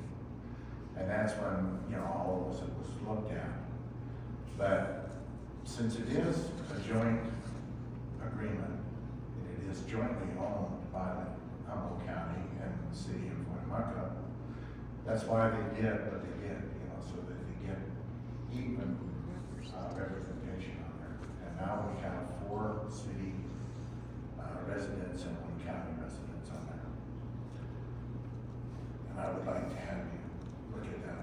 I would also ask, as an agenda item, I'd like to come back and talk to you about a project I'd asked Don about that I didn't get a chance to do, and that's a little pond out there in Paradise Valley.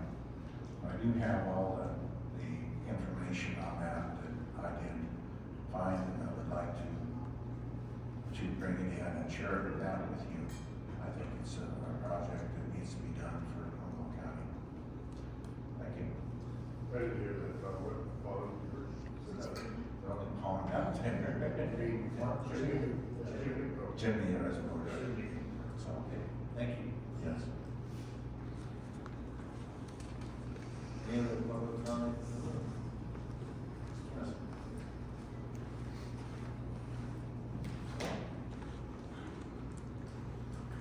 Christina Kennison. I mentioned earlier in the meeting that I've been to the airport board and hearing Commissioner Brooks state that she felt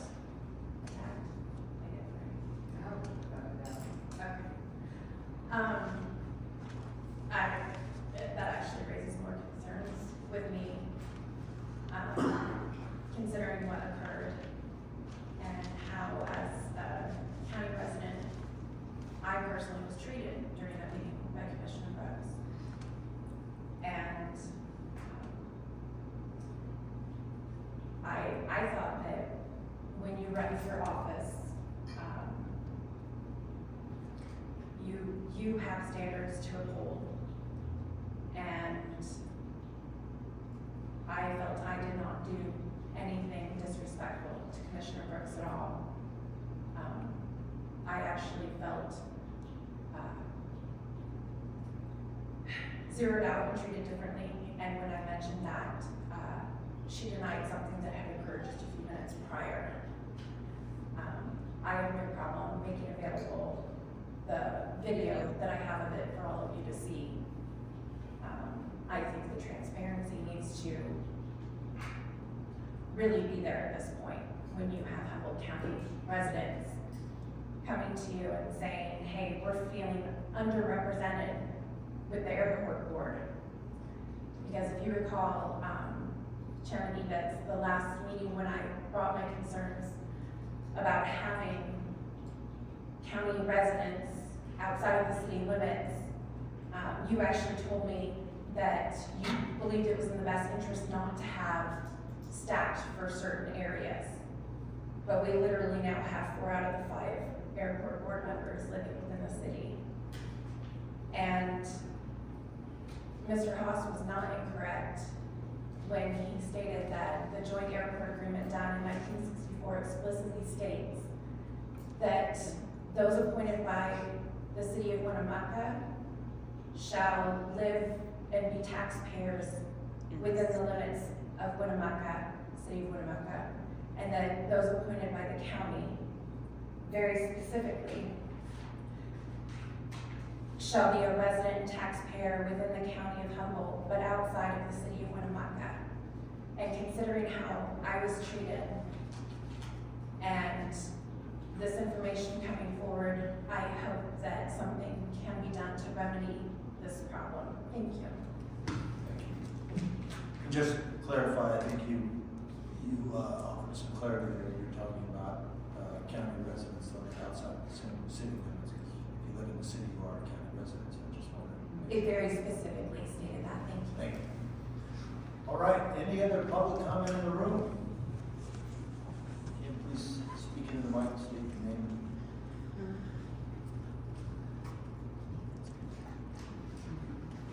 Sharon McAllister, for the record. What's going on, I feel that, it doesn't concern me as much as those that live in the area, but I feel that eventually it will in the future and beyond. And that their concerns should really be looked into because it's very important and that it affects their family, their way of life and their livelihood. Thank you. Thank you for that. Running out of folks in the audience. Michelle, you want to offer public comment? Okay. Any of those online? Anybody online with a hand up? With that said, we will adjourn the meeting at 12 minutes after 12. Thank you. Is that nice? Is that heat? This is why I should sit on the other side of the room.